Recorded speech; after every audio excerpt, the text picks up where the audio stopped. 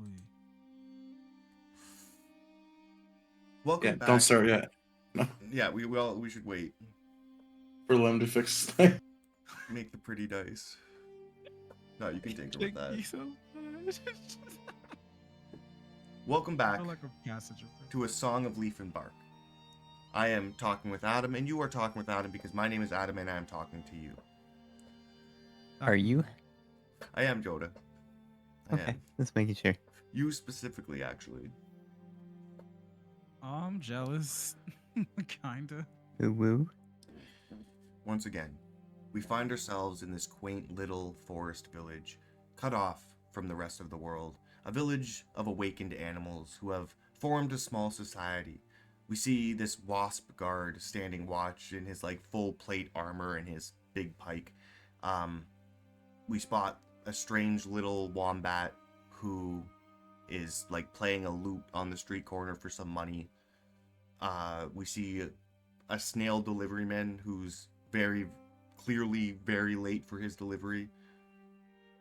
And once again, we see a Harangon woman with a large book. And she starts going over what she told these awakened animal children last week. She reminds them that Sass had fallen at the assault on the Chittering convoy, after which Klein and Riven found the bodies of Yosu and Timothy. And Timothy and Fezzik found out that the Chancellor is not right with the Great Tree, so to speak. And he seems to be getting his powers from elsewhere. And now that things are kind of... there's a turning of tides, he feels more comfortable casting bigger spells.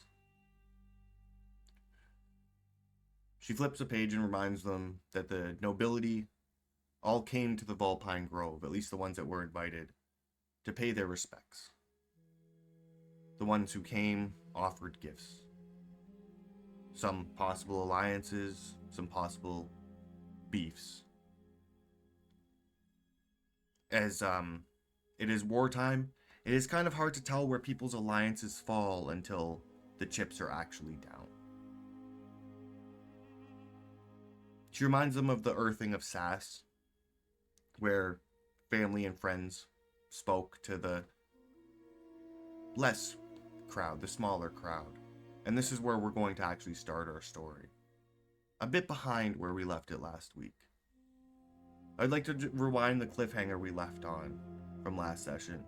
And just a little bit. I want to start today's session with Klein. Yes. You have just buried your brother. These animals gave a few speeches. Copper tried to go off about his ex, and you guys shushed him off. And now you stand looking at this crowd, and you can't help but notice that less animals showed up for Sass than they did for Alara. And now even less have shown up for you. And a lot of your loved ones and civilians lately have been living, or in the past couple days, have been living more carefully. For example, your wife isn't here. She stayed at the council clearing with your children. But now you stand looking at this crowd as Chancellor Windwhisper starts droning on, giving this long-winded speech, announcing you as the Lord of Vulpine Grove.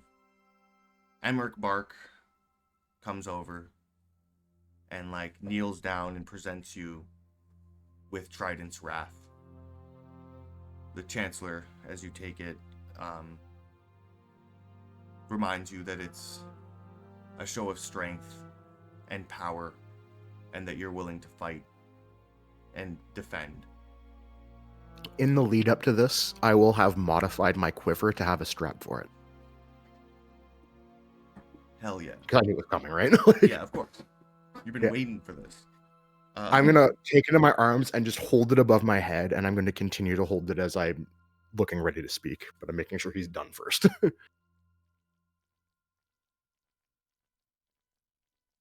I am all the foxes. I am all of Alpine Grove. I am all of Arihara. I would be your king, but I serve you all. We are at war. The squirrel's fever power is no match for the power of the Vulpine Grove and my rightful rule. This will be the final word in the story of the squirrels. I love this kingdom, and I love its people. I loved the great tree, and I promise that all who still do will be respected as we restructure this disgusting squirrel kingdom into the first Vulpine Empire. I'm gonna look to the crowd to see if they're getting hyped, because I'm trying to make eye contact with every civilian I can. Persuasion check with advantage, because that was fucking awesome. While you're talking, Chancellor Wind Whisper gets the amulet and begins walking over to bestow it upon your shoulders as you're speaking. Yeah, it could have been worse.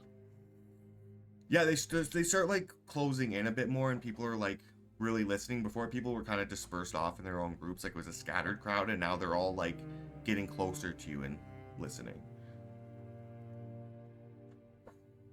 We must hold strong together with our new allies who've decided that the squirrels have been enough. We will no longer suffer their oppression, their taxation, their abuse, their deceit. I'm not out of character. I'm running out of speech here, man. The people cheer. They seem for the first time, because again, a lot of these people are more military. Yeah. Knights and whatnot, and they are about fucking up these squirrels.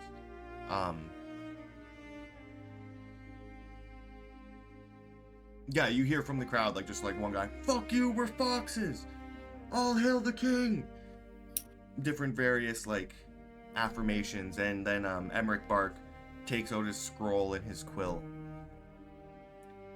Klein Earthborn, the Swift, the wielder of charred ends, the master of arrows, the baron of the western frontiers, ambassador to the woodland realms, and king of Varihara. And the crowd just fucking erupts. I'm going to crack a very slight smile that I'm trying to have only him see. Sorry, who's him? What's his name? The guy reading the speech. Sorry, I'm blanking right now. Oh, Emmerich. Emmerich? Yeah. Bark. And You're a that's bastard. when Eagle Landing explodes.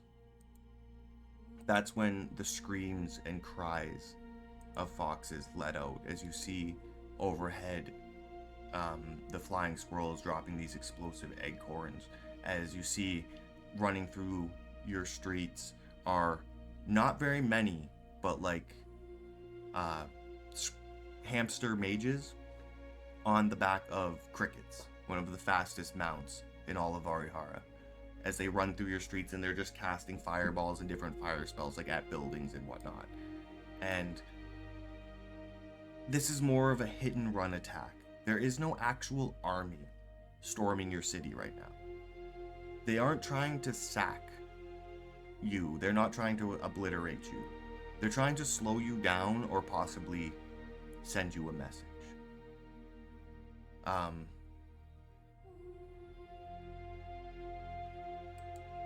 There's reasons for Squirrel Reach not being able to send full forces, but that's a different story. So let's preload it. No, that's the wrong thing.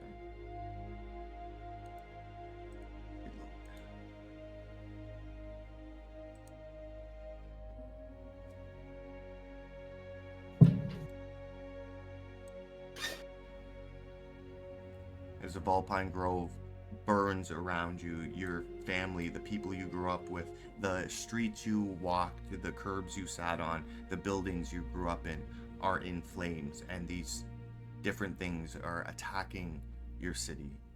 There's a few things that would be noticeable to some of you. One, Eagle's Landing is on fire. Eagle's Landing is a large circular building, and a big chunk of it has been destroyed and is in flames. Timothy, more than anyone, you would know that this is where you keep Bamford. This is where you house most of the animals. Yep. Riven, you would know that in your cellar is Boomer's workshop.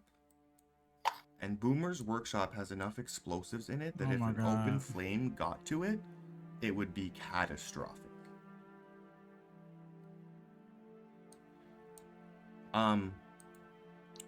Fezzik, a wave of confusion and kind of like a dichotomy of loyalty and hatred comes over you as you think about these squirrels attacking and what would be happening at the Church of Leaf. You're not sure if Yep. it would be part of it or against it or... If it's a target or not. Yeah. Okay. Klein, you would know your wife and children were at the council clearing. And Bugaboo, you haven't been here in a long time. You're just kind of getting back into the Vulpine. But you were born here, you did grow up here. And you remember the silkworm farmers that would more or less play with you. You play the various sports, and like when you grew up, you weren't huge with like the foxes or the nobility, but these silkworms were really cool to you for whatever reasons you want to think of. Oh, they're so cute. And you know that they work in the Hollow, crafting their fine silks for trade and export, and that's where they like live and flourish and whatnot. With that, we have 5 points of interest. However, there are other things that I did mention, like flying squirrels, the squirrels on or the hamsters on crickets.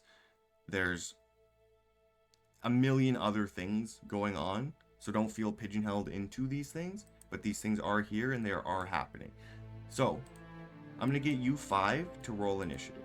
It's really just against each other because, again, this is an action challenge.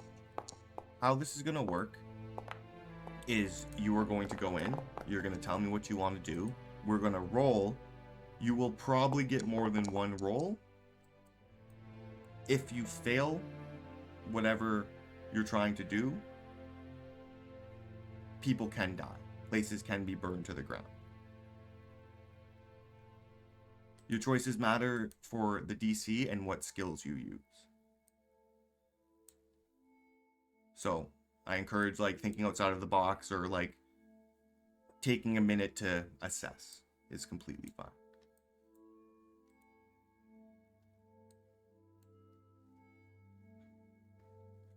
Is there a river actually running through town? Where do you see a river? Like, Oh. right. Is that a river? Because that is going to absolutely impact my plans. Those are rooftops. those are roofs. Those Those are are roofs. roofs. I am Those are sorry. There That sucks. there is a small river that makes like a small waterfall down some rocks called Applefall Brook. That is where like you kind of would tack up, like where you would get your mounts to your wagons, make sure everybody's inside, you have everything you need for your month-long journey to wherever. Okay. So there is How close is that to the Eagles? pretty far. The Eagles are like up in Eagles Landing, which Yeah, is got like at the top of the biggest tree, and Applefall Brook is more near like the entrance to the Vulpine Grove. All right. Wonderful. Illisander Bugaboo. The Vulpine is burning. Yeah, you're just looking around at the fires, and yeah, he's getting a little pissed. Like, well, he's getting big pissed. He'll start talking about the silk farmers. Like, We just saved the silk farmers, but I'll protect the king. What do you think we should do, my liege? The eagles need to be saved. They're our most valuable military asset.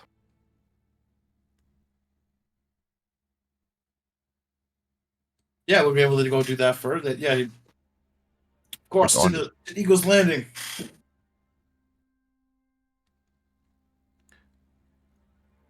You guys are completely free. So like before we get into this initiative and declarative actions, you guys are free to like discuss what you want to do and who's gonna go where. Yeah, I was gonna say in character, I'm just kind of frozen in disbelief, I guess, and fear probably. And honestly, I'm probably not thinking about the Church of Leaf and Bark. I don't know if I have. All right, can I roll like a perception or an insight to see how out of it you are? Sure. I mean, I feel like I'm just standing there in awe. Like if you grabbed me and told me to do something, or if somebody did, I'd probably do it. I think And knowing how out of it you are would determine what orders I give. That's why. I don't know. I figure I've known you long enough. With a 17, I know you're kind of out of it. Yeah. I would say like you could definitely reach me, and the Church of Leaf is probably not in my mind currently. I'm just in shock of my home burning. Yes, I've rallied us all around, and as well as the council members to discuss priorities briefly while we break. Like I shouted, "Everyone here to me!" And I'm gonna look at everyone. Are there any crucial aspects we need to make sure we address other than the Eagles for our military success? Riven would tell you that the boomer has a lot of explosives that are highly flammable and could cause catastrophic damage. If we The second that's out your mouth, you and Fezzik, go now. go to the danger.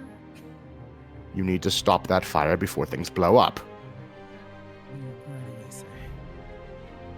and I kind of am just like nodding and not necessarily hearing. So like, As you go, I grab your arm. Save us from the explosion. You have a quest now. no explosion. Okay, Riven, lead the way. All right, then Riven would lead the way, running like Naruto. Brothers, we need to reach the Eagles. What other priorities might limit our ability to retaliate?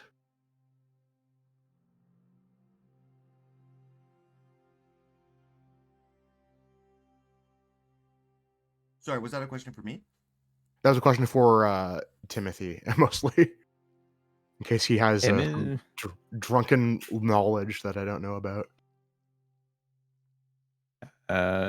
No, I mean Timothy would 100% be like all about the Eagles. Like that's what he does. True. Okay, so you'd be joining So- me with that. Kirby, what's your Oh. character's name again? I forget the new one. Alexander? All right, you. We need you to assist with helping people evacuate away from the flames. Can you do that? Can you help grab some of the soldiers over there for help? Aye, sir. For the Grove, I go start helping people. Yeah, so I'm gonna start fucking booking it after that. Well, once my initiative comes up, because like that's the plan. We lost somebody initiative. It was me. I had 19. You muted on him. I deleted Alessandra's token because he now you can hover over him and see his name. Nice. Oh. I was just reading the players thing where it still said sass. That's tough. Here, I can fix that too. Ashawai also runs like Naruto. Fix Alara as well. Might as well just Yeah, I'm definitely not running like Naruto, but I feel like I'm almost as fast as you, just like light I'm jogging. running like a I Tibet. wouldn't expect you to run like Okay. that. We ain't have the same training. The Lord's speech of power and dominance over the squirrels has turned to the squirrels immediately burning your city, your village, your people. Alessander, you've been kind of like directed what to do. You see a bunch of shit going on around you. What would you like to do? Yeah, he'd be trying to help the folks out, like get everyone, like all the civilians out. You want to help civilians? Well, yeah, he said get people out of there, right? Like, Yeah, his orders do include civilians, to be clear. Okay, you start running down the street and like trying to help people. For the most part, it's like people are fleeing and you're like directing them away. Um, one of the hamster mages on a cricket like lands beside you, and you like cast a spell at him. He casts a spell at you, then he runs off, and you like stop him from burning the one building, and then you continuing on, and this young fox, no more than like 9, 10, is kind of like burned, and he's standing in front of a burning house, and he looks at you, and he's like, my mom's stuck in there. get the cover light out. I'll get her out. And he's gonna try to go in there and help her.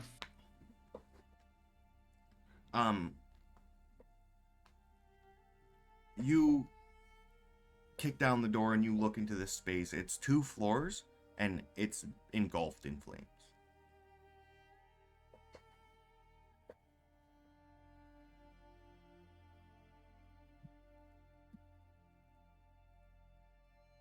I cast a shield on myself and then book it in there. It's not exactly how shield works, but Sure, I see. It's 13. Oh, it's a reaction, right? Yeah, never mind. and it's more for like attacks, like deflecting an attack. Yeah, but it does I'm last triggering 6 attack. seconds. So sure, you throw up this magical shield and you run in. I'm gonna need, I guess, a perception or an investigation to try to find this woman in this burning building. He'd be calling out, "Hello."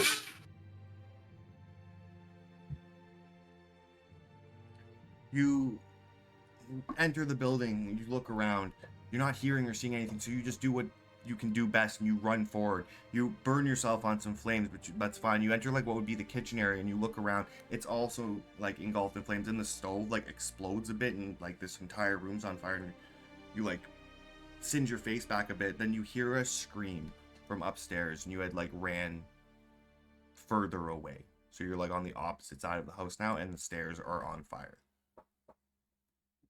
But you know she's upstairs.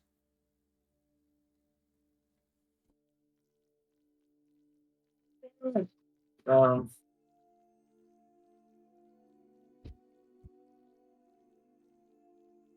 I try to cast haste to try to like help me maneuver up the stairs. Yeah, I'll throw it up there. No, when You she's did. hurt. For sure. I will keep that in mind for your DC, for your acrobatics or athletics check to sprint up the stairs through the flames.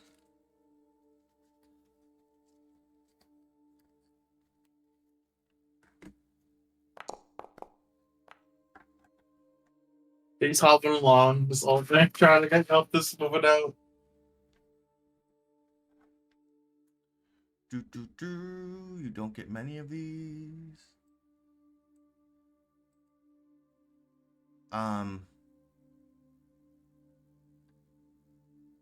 So you go to run up the stairs, and the flames like are so intense that you like step through one of the floorboards, it breaks, and you get stuck, and you're like burning a bit, and the top of the stairs just like engulfs more, and you have to retreat back. As you're now back at the bottom of the stairs, behind you,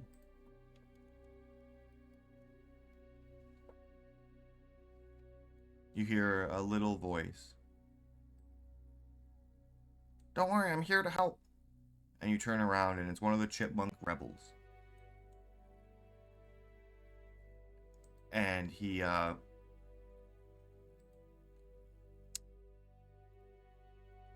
like has a big bucket of water, and he runs in and he like throws it on the stairs. And you now can attempt one more time.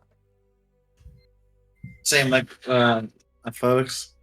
Athletics or acrobatics, yeah. If you want to do something else other than just run up the stairs, like he threw the water on it, so now you have like a means to get up. But anything you want to do. Yeah, he just tried to get up there as quick as he can before the fire was spreading. Right? But thank you, soldier. Yeah, you're welcome. It's fucking hot in here. We got to get out of here. As you like, There's a lass upstairs. She needs saving. And then he'll go up. you sprint up into the burning house, and in like the master bedroom, one of the cross beams has fallen and like crushed this woman, pinning her down. So she's like under a flaming log. She looks up and she's like, help, I'm stuck. Is the chipmunk with me or no? Did he stay down? Like he left, right? The chipmunk? Yeah, the guy No, who the put chipmunk's water. with you. He doesn't have any more water. He used his bucket. Yeah, I'm gonna use my staff, like my the cane sword. I'm gonna stick it under the fucking the beam and try to lift it up and try to tell the chipmunk to help me. On 3, we lift it. Okay, 1, 2, 2, 3. and I need you to roll me an athletics check.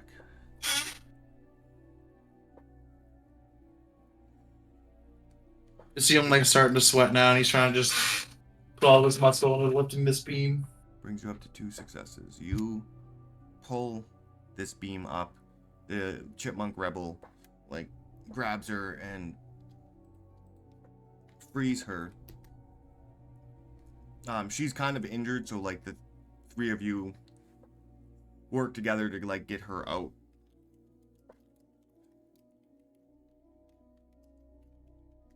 But you manage to save this woman and get her back to her son. You then go around in the next however long and successfully help the civilians of the Vulpine Grove, like saving people, directing them to like, you find like one of the chancellors from the Great Tree who's like actually worships the Great Tree, so he has healing, and he's like got a little station set up where he's helping people, and you like are directing people to him, and however you would like, you would be successfully helping the civilians.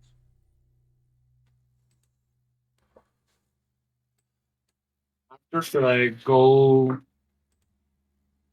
to the sub place, or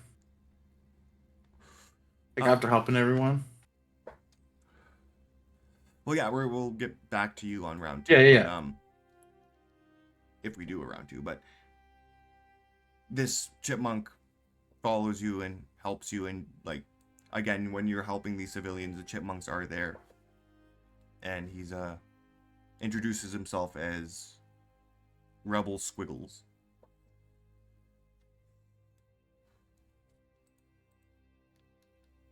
You're doing a great honor, Squiggles. Yeah, well, you know, I just want to see those fucking squirrels pay. Oh, after this day, they shall pay. And that's when we pan out from Bugaboo helping these civilians to Riven's apothecary. Yeah. You come to this fairly large, formidable building with these fields in the back growing all sorts of herbs and whatnot. And it is indeed on fire. And like, no, we're gonna say it's not on fire, and you see like the cricket jump right in front of it. The little hamster on top just hurl a fireball in like the top window, and the whole thing goes up in flames, and then just hops away. You enter, or like open the door, and like even from the window you could see like inside Boomer is like panicking and running around, and you see him like grab a Molotov cocktail and throw it at the fire. Can I like before you do, like, Boomer? What? Fight fire with fire. That's what they always say. Throws it. as Esmeralda's sitting there like fucking grabbing the bridge of her nose, and she like waves her hand a bit, and like this potion lifts up, and it's like extended water potion, and she puts out some of the flames. Do we have any more of those extended water potions? You can tell like she's doing what she can, but it's not nearly enough. Oh, okay. Yeah, I'll look around. And Do we have like a water source that we usually use to water the plants? You would like get that mostly from the river, or using different alchemical properties to create water. Oh, I asked her, does she have any more of those water potions? If so, stop wasting them on that and drench the explosive stuff in water. She nods, and she says, like, I've never been great with creating water potions. I don't really understand how it works. I'm more of a poison person. That's kind of been your thing. You made these. What do we do? As, like, again, you're looking around, the layout is, like, Esmeralda's workshop is kind of in, like, the back left of this large shop, and Boomer's is in the cellar, which is a staircase to the far right, and the far right of the building is currently on fire. It's not safe here. We all have to get out. We have to evacuate the area. Everyone in this area needs to leave. This place is... We'll have to rebuild because this is not safe. And I'm all about safe work conditions. So, we need, like, points towards the exit. Everyone out. Boomer, stop firefighter or fire. That's not going to work. Everyone out. Head out this way, please. And he'll tell Fezzik, you're bigger than me. People will see you more. Could you please escort all the civilians and everyone out of this area as far as we can away from this area? This is going to explode. This is not safe. We need to leave. Out of character, I realized maybe we should have talked about, like, do we have some sort of plan to put out fires? Or is this, like, so out of the ordinary, we have no clue? Out of character, that was my plan. We don't have no water. Okay. Also just at large, not just where you and I in are. the river, but it's probably not around this. Is it around You this would area? know that there's a small section of the clergy who are like, they're foxes, and they are like firefighters, but really they just like have a couple water elementals. Okay. So they're probably out in some 'Cause sort of forest trying to put this stuff out. Initially, the first thing I was gonna say out of character was we need the eagles to, like, drop buckets or something. Like, otherwise, I don't know what's gonna stop the fire. There's probably flames above the eagles right now. Like, they're probably... Yeah, no, and then that's what I meant, is they're engulfed and we don't have a plan. But yeah, back in character. Yes, we need to get people out of here. And I walk back out to the street and I just yell, "Everybody, run!" As if they aren't already running. Whoa. And he's like, you're causing a panic. You have to... he just like hops on his shoulders. So he's like, everybody can see them at this point. And like Riven will tell them calmly, please calmly exit the area. This place is not safe. This place is going to explode. And you guys need to be away from this area. It's already a fire. Everybody must evacuate the grove. Evacuate. It's going to explode. And he'll just be waving his hands in the direction they need to go, which is the exit. And then I'm going to do the same thing. Okay. I'm just copying it, pretty much everything Riven's saying, but less words. Go ahead and roll me a persuasion check with advantage. Lem. Or Riven. Okay.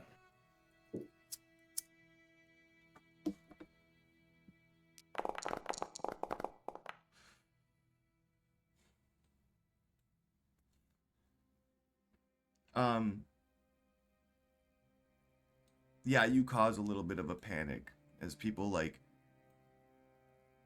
they know who you two are. So for you two to be yelling for everybody to run, you see like a guy like push his wife down and just run away. Oh God. No pushing your wives. She like picks herself up and she starts scrambling too, and like people just start mad rushing and not running in the right Really, like- directions. Well, like in this case, nervously fell at telling him, please calm down. Please. No. Just calmly. We need no one hurt, and we need everyone to get out safely. Please. Help each other. It's not a free for all. We're all family. This way. Boomer, you better be out of the building. I swear to God. Esmeralda will exit the building, but Boomer's Esmeralda, where's Boomer? I've done all my research here. The flames are spreading down there. I gotta do something to stop it. Boomer, you have to leave this area or we're going to die. There's no way. Okay, then I will just like tie him up and bring him with me. You're gonna try to just grab him because he's Actually, Fezzik, you're bigger than me. Fezzik, can you please grab him, tie him up? like, and you also know We have like these flames have started to move, and this building is going to explode soon. Yeah, we have to go now. If I have to knock him out, we are leaving with him. We're not leaving him behind. I'll roll athletics to pick him up and run. And I will already be running Okay. with Esmeralda. Does that work, athletics? Yeah.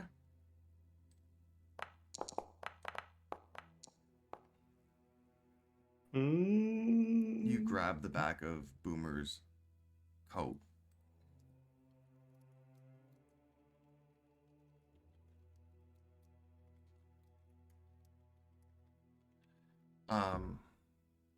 You grab the back of it. Like, he starts darting into Riven's apothecary, which is now, like, windows are blown out. Like, flames are just pouring out of it. And, you grab the back of his shirt, and he manages to, like, pull forward enough that the back of his shirt rips, and you're just holding, like, a piece of fabric. He runs, like, to the door. He turns around, he looks at you, Riven, and he says, "Fire in the hole!" And he runs into the Fezzik, flames. run! And I Fezzik, just get out of there now! yeah, I just start running.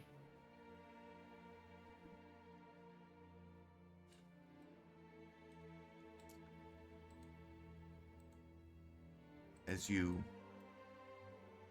Damn, it was a bad roll. start running, He's a bad fox. one thing happens, and again, you guys, I'll tell you all the mechanics of this after, but We tried our best. Goodbye, Boomer. We shouldn't even came here. I only wish I...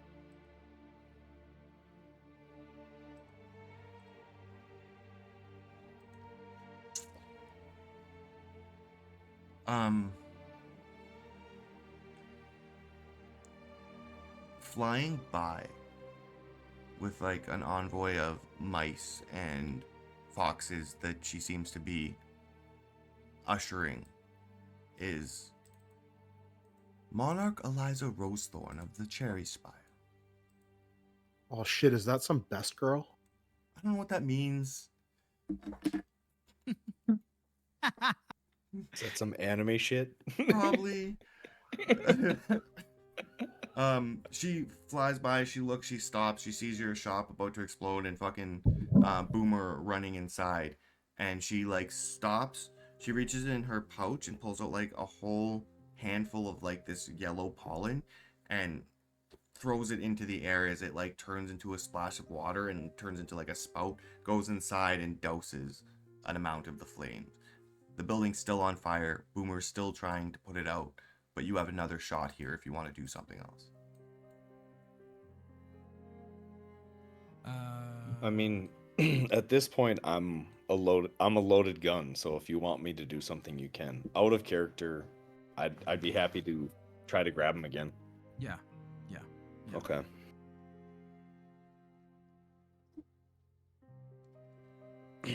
She just looks Little boom. Not yet. Oh, even Oh my fucking god, are you kidding me? Boomer's meant to die. After she casts a spell, she looks down at you, Riven, and she smiles, nods, and just goes, "Charmed," and then flies off with her mice. Thank you. Boomer, get the fuck out of there! If you don't get out of here, you're gonna die for no reason. You can't fight fire with fire. Why are you like this? Why are you? Why are you Whatever. like this? I'd rather die than see Riven's apothecary go down. We built It this can place with our always be bare hands for rebuilt. nothing. It can be rebuilt. It can be rebuilt. People cannot be rebuilt. Get the fuck out of there. It can be saved. As It can, Fezzik, it can always be rebuilt. Apothecary, Smith Apothecary is where we say it is. God damn it. It's not here. It's not fucking there. It's where we say it is. This is not his home. It could be anywhere. You're wasting your life. Get out of there now. We need you. I'll let you give me a persuasion check for this. Because you Laid failed it a on lot. Riven. There's some big consequences for this. Fuck you, Oh die. my Fuck you. God. Fuck you. Fuck you, die. Fuck you, Riven. I never fucking liked you anyway. Fuck you, bitch. You All don't those late night fucking conversations. I'm never fucking cuddling you again. What?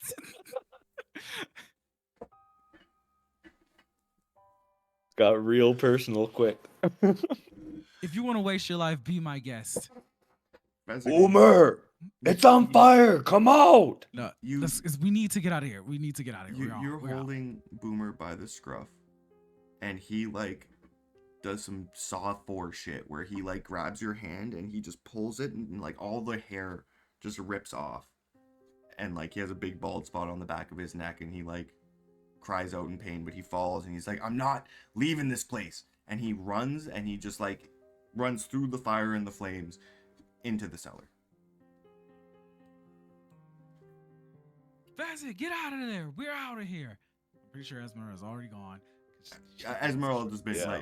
like by Yeah. your side. Oh wow, Esmeralda, please. we need Oh to- my. Oh my tree.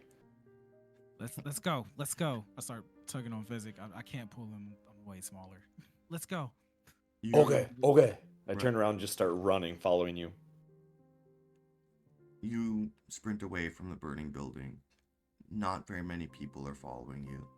The spiders are still trying to put it out. Your other alchemists, your fields are burning. Oh shit! Could I tell the fighters at least to get the fuck out of here? You tried I to. thought it was just a civilian. Yeah, I tried You to guys tried to. earlier. Oh, okay. And they are fighting It's on gonna blow. as you sprint away, and you kind of like look back, these flames burning in your eye of everything you've built. And in the distance, kind of watching, is that hamster riding a cricket. And Throw a then knife at him. the explosion. The deafening explosion of Riven's apothecary, Boomer, these spiders and civilians who are around this building being fucking decimated. Splinters of wood, where's Arnie? pieces flying everywhere.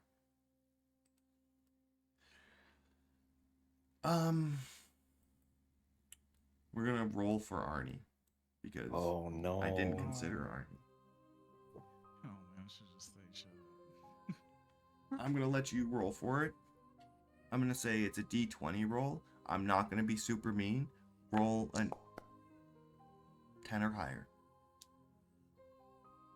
Yeah, Arnie. You're like, "Where's Arnie?" And he's like, "I'm right here." And you look on your back. Once you said go, I jumped on. Thank you. I'm gonna die for this place, but I'm not stupid. Exactly. Okay, Boomer. Oh god, what a missed opportunity for me to say that. As you see your livelihood, what you've built, level to the ground. We move along to Timothy and Klein.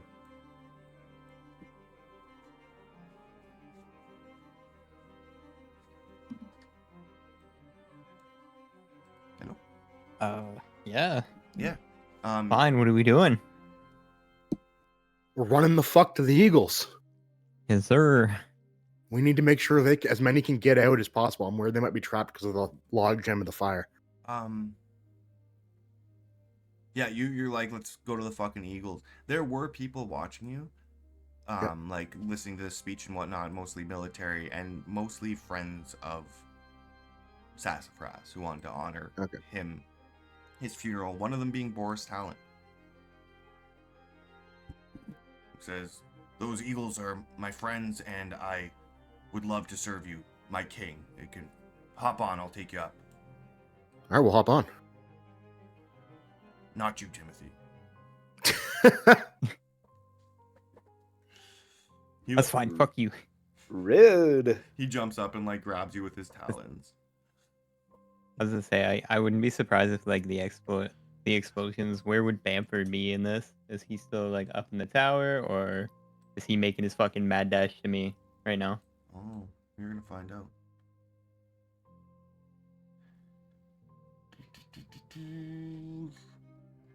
Notes. You get up to the large circular building that you've constructed up in this tree, known as Eagle's Landing, where a lot of the military talks happen, where you house a lot of the animals used in war, the beasts. A large chunk of it is taken out, charred, burning, cindering. You hear cries of eagles, beetles, and like even before you get up there, there's like eagles flying by you, and like you see some of them fleeing. Like as you're approaching, an eagle on fire like soars through the sky for like 3 flaps and then just stops and just caveens to the ground. You get close enough that in this burning hole that's been like destroyed from the explosion and is now also on fire, you see stuck in a stall with flames around is Salty, trying to calm wild and raging Bamford, who's just like kicking and lashing and going kind of buck nutty.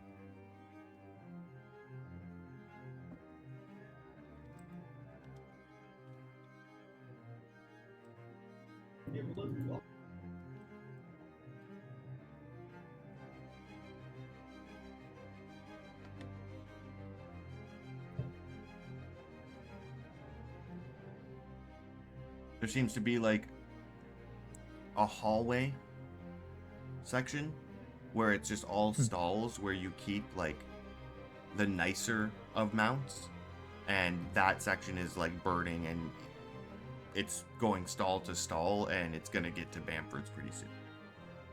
How do these eagles drink? Water buckets. Okay.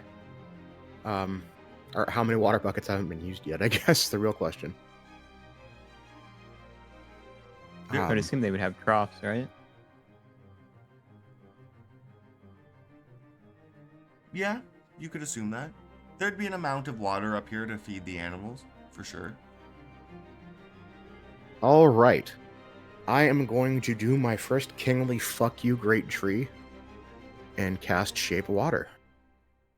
I'm going to try to collect as much water as I can from every bucket in the area, and I'll push it to one way to just cut the flow of flames heading Bamford's way. Shape Water gives me a 5 cubic feet of water, which is 141 liters. So I assume there's probably less than that in here, but I'm taking all I can.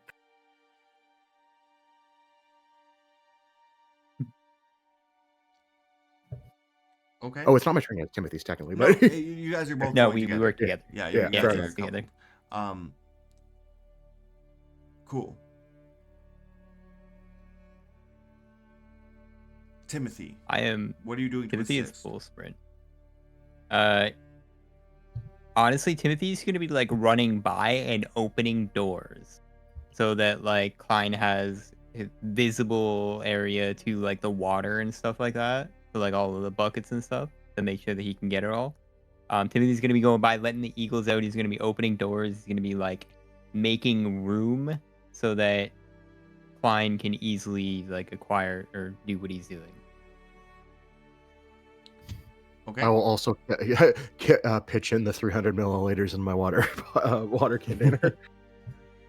But Timothy's entire focus is like yelling for Bamford. He is 100% like here, like he's yelling like, Bamford, come here, boy, come here.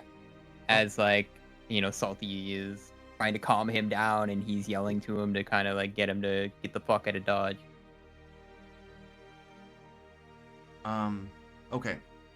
So, shape water, great. You're running around trying to open things and call out to Bamford and Salty as much as you can. I'm going to get you, Timothy, to roll me an acrobatics or athletics check. The DC is 22, and you can do so with advantage because that's Klein's shape water. For how good this goes. Wow. 29.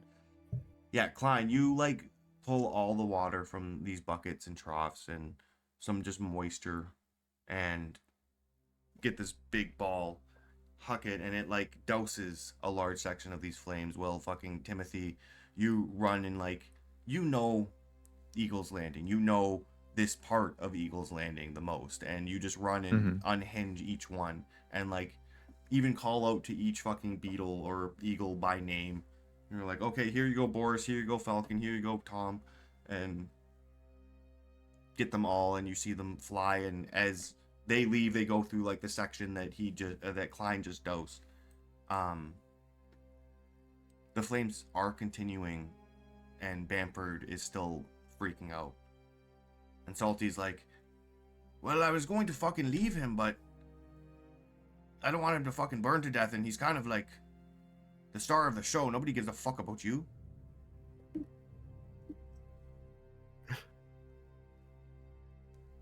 He's gonna like get up to Bamford, and he's gonna try and calm him, and basically he's gonna be like, all right, come on, boy, wait, I'm here, it's me, let's go, it's time to go. And he's gonna like try and like hop up on Bamford and try and like, soothe him a little bit and be like, we need to go now. Klein, what are you doing?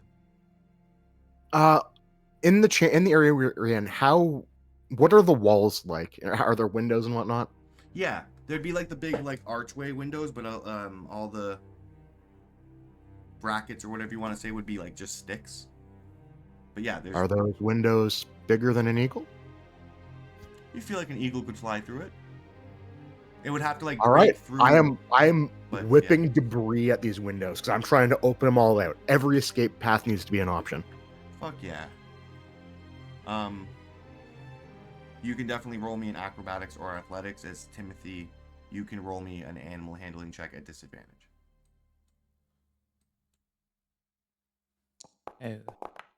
Ugh. Oh, I have inspiration. I'm doing that again.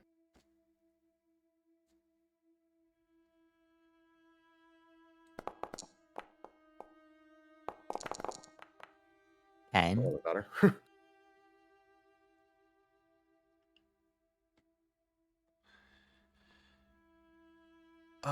You throw these rocks to the windows or like shoot it with your arrows or whatever, and you are doing minimal damage. On a 13, you get like 1 or 2 windows open, but nothing hugely significant. Okay. It's an extra exit, whatever. And Timothy, on a 10, you try to hop up on Bamford, and he bucks you off. And he is like fully freaking out and like kicking. He kicks Salty in the face. My fucking teeth! Why did I wait for you? My next course of action would be, after hearing my fucking teeth, I'd actually go see what's happening in there. Yeah, you go in, and it's like a fairly nice large stall because, again, Bamford is like a prize champion beetle. But it's currently like Salty, hands up, trying to like, whoa, Nelly, Bamford, who is just like rearing, kicking, jumping up and like hoofing, doing like weird beetle spits, kind of how camels spit. Okay, I'm gonna try and reverse psychology this. It's gonna go really badly, but it should be worth it. I'm going to try and step away around Bamford, so I am directly opposite the door. Like if he walked directly away from me, he'd go out the door. Or hole in the wall, depending on what's easier. And then I'm going to puff my chest up, pull out Trident's Wrath, and scream at him, "Move away from me!" And I'm going to try and intimidate him. Okay. Timothy, what are you doing while you see Klein doing this? Timothy's gonna hold an action to see if it works. If he's able to intimidate, Timothy would like to also like wait for Bamford to move, and if Bamford starts moving, Timothy's gonna jump on top and try and direct him out Cool. of the flames. I will give you advantage on your intimidation check. Hell yeah. I'm going to call that a royal privilege from here on out whenever I get charisma boosts. And I got a 12!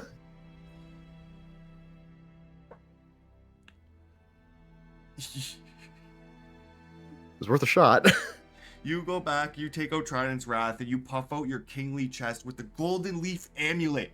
And you're just like feeling very kingly. You stand up and you hiss at this beetle, and it doesn't even turn around because it's like focused, kind of wants to fuck Salty up, and it just like kicks you with one of its back legs and like knocks the wind out of you as you fall backwards.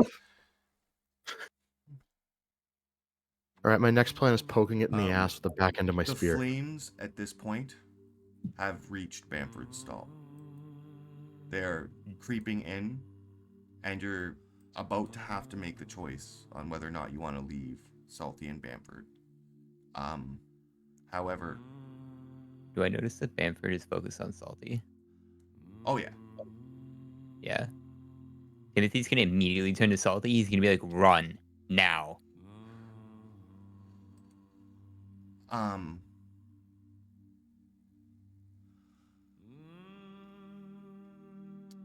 Again, the flames are like right there to make another roll. Like, he's about to burn to death. You're gonna have to run either way. But Yeah. The final But if one. Bamford is attacking It- Salty, If and I Salty realize is even that, beginning to hesitate, I'm going to repeat it as an order.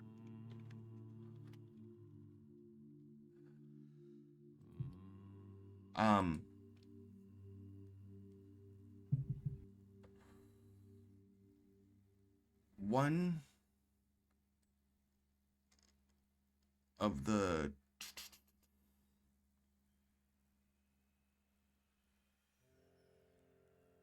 you hear like a low, noble voice from a rabbit soldier.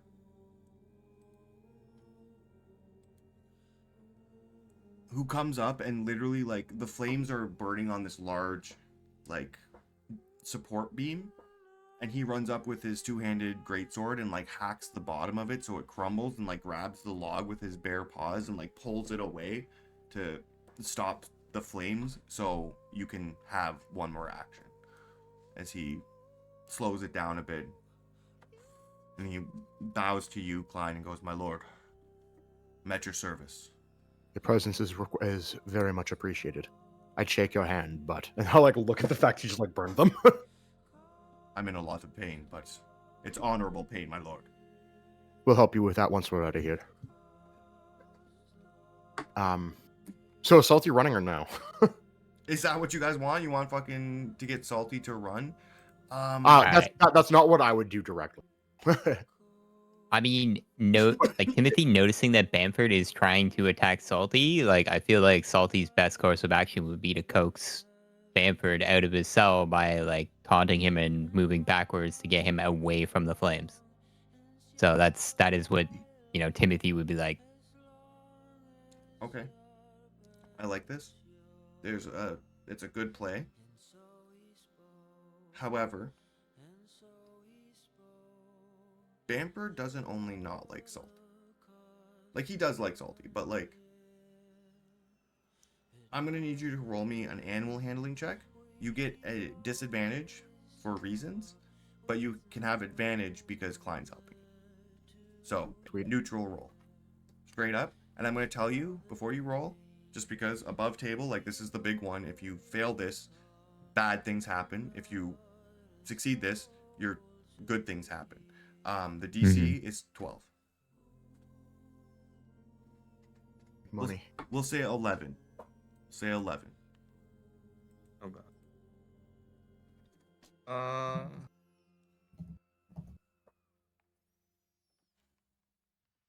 I'm just trying to think of if there's anything that can help me with this.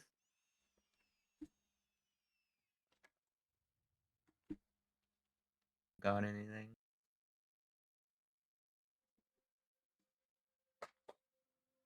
I'll take a taupe for your luck, my man. As the flames are surrounding Bamford, Salty.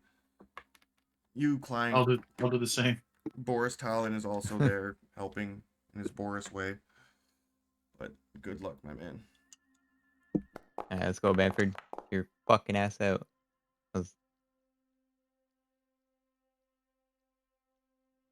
The dice cheat. Just saying.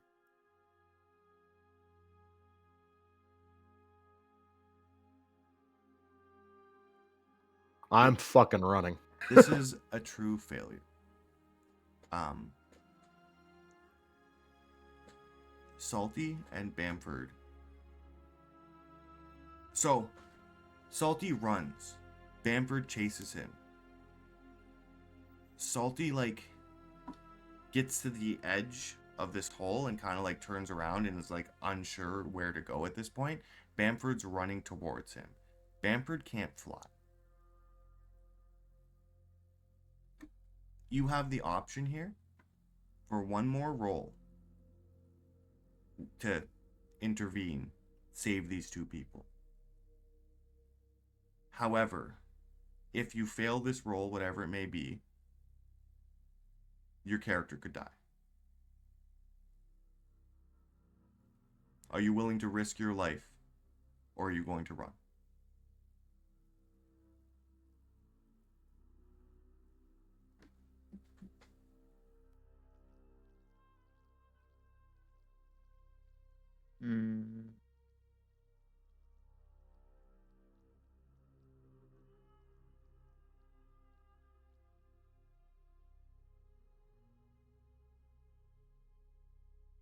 So if I fail this, I risk myself. If I don't attempt, I risk the two of them. Well, I mean, two of them are probably gonna die anyways if I don't. No, they are going to die. They are about to die, like 100%. Yeah. If Yeah. you want, you have the option to intervene in some way. I'm just letting you know this is the point where your character can actually get killed.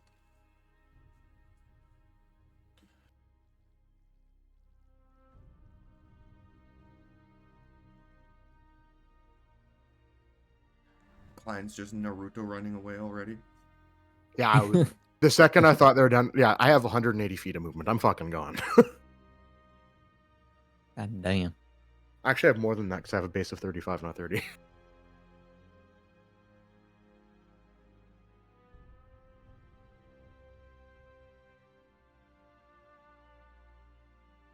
So 210.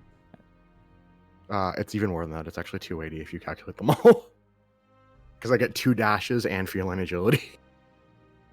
Yeah, so you dash once to get to 70, and then dash Yeah. again to get to 105, then double it for Oh, feline yeah, right. agility. Yeah, right. Duh. I'm being stupid. I was I think that's misreading how it one. works. Yeah, I'm pretty sure you're right. But intense moment, Timothy. You see fucking Salty standing at the edge of this like burning thing at the highest point in the Vulpine Grove as your crazed beetle is rushing directly towards him, about to convene with him and fall off the edge to their deaths. What do you do?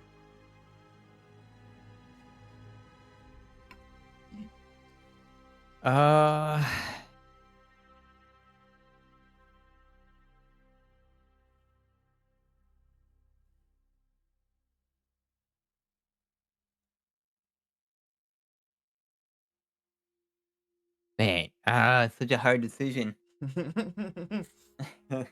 Toxic.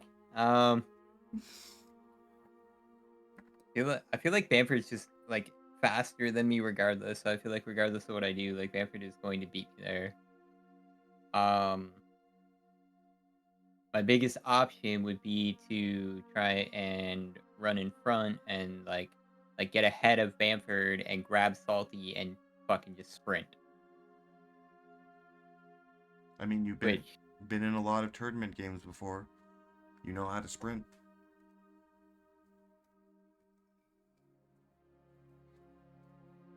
It's up to you. all right, it's one or the other. Fuck it. Timothy's gonna try and save Salty. Timothy's gonna sprint in front of Bamford. He's going to grab Salty physically and just haul ass the fuck out of there. Okay. I'm gonna need you to make me an acrobatics or an athletics check. The DC is 18. The DC's not bad. Okay. I have a 3 in Wi- 4 chance of succeeding. With the known fact that like you're saving Salty and not Bamford. With the known fact that I am saving Salty and not Bamford.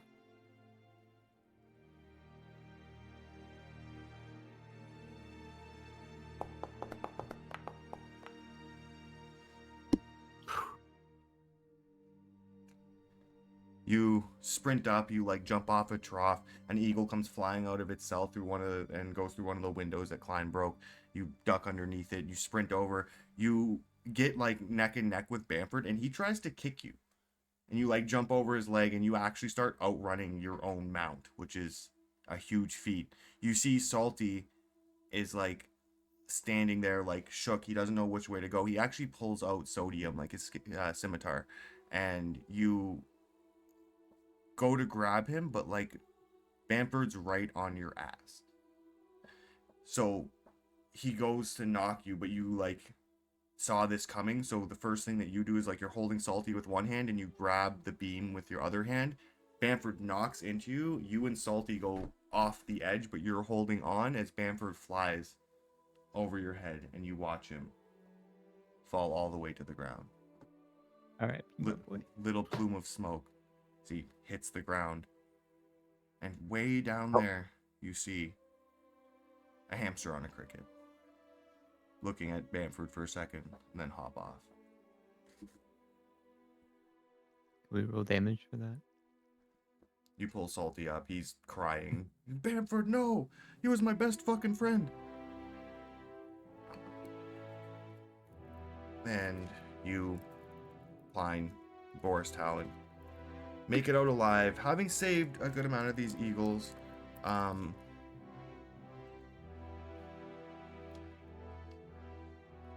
actually going to, even though my medicine isn't anything special, I'm actually going to start trying to help the rabbit with his hands. I am a king of the people. Yes, thank you. I appreciate all the help, Lord Klein. My name is Sir Hopscotch. Thank you so much for your service. It is so appreciated. Now I believe we have more lives to save. We should get on with it then. And again, you go around, you help. Klein would landing. prioritize civilians at this point. He's actually caring a lot about his image after something like this. That's fair. But yeah. With that, we pan out. I will roll.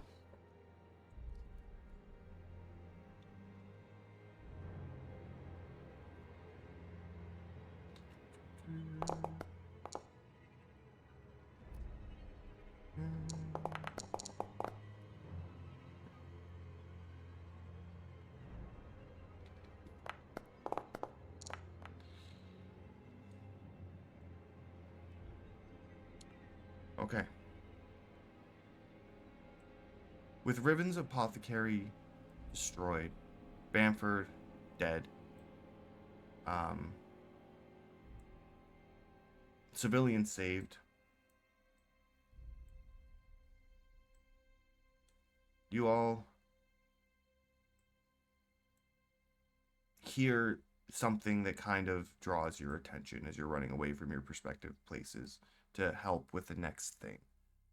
Like Eagle's Landing, like the places you were, even though you might have failed, are dealt with. Like Riven's, the fires are put out, and for the most part, like there are injured people and whatnot, but there's still active things going on.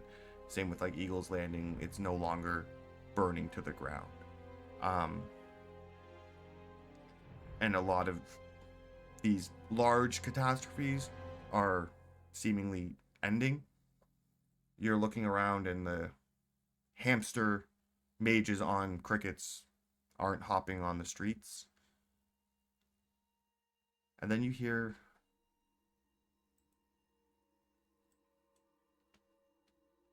a loud roar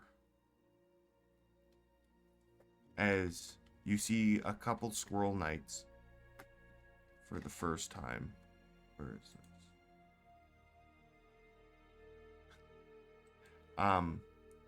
Who are like leading this, to you, like 15, 18 foot tall boar, who's like wildly swinging this sword. He's in like tattered clothes and he's like speaking gibberish like the Tasmanian devil.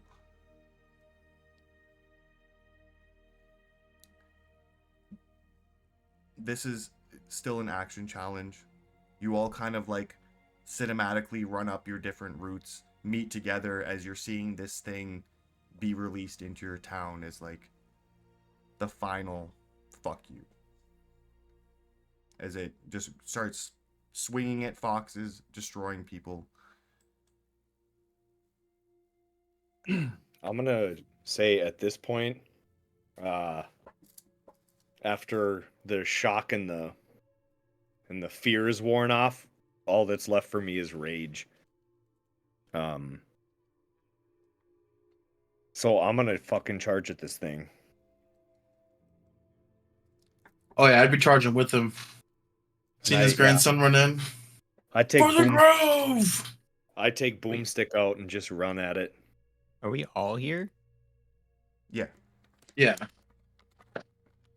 Oh, Yeah. yeah, absolutely. Yeah, I was gonna say specifically me mindlessly at this point.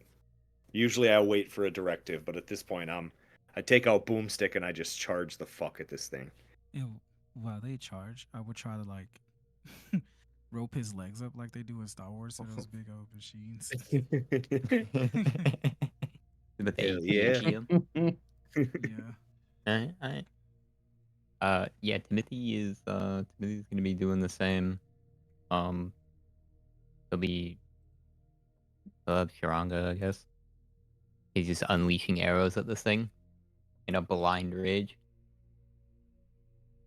Before I open fire, I'm gonna actually like kind of jump to the top of something tall I can see, or climb because I can climb, and I'm going to shout, "Foxes! I have survived fire for you, and I will again. Tear this thing to shreds!" And then I'm gonna start shooting it. Fucking go. Okay, Foxes so assemble. Ribbon, I need what? A sleight of hand check?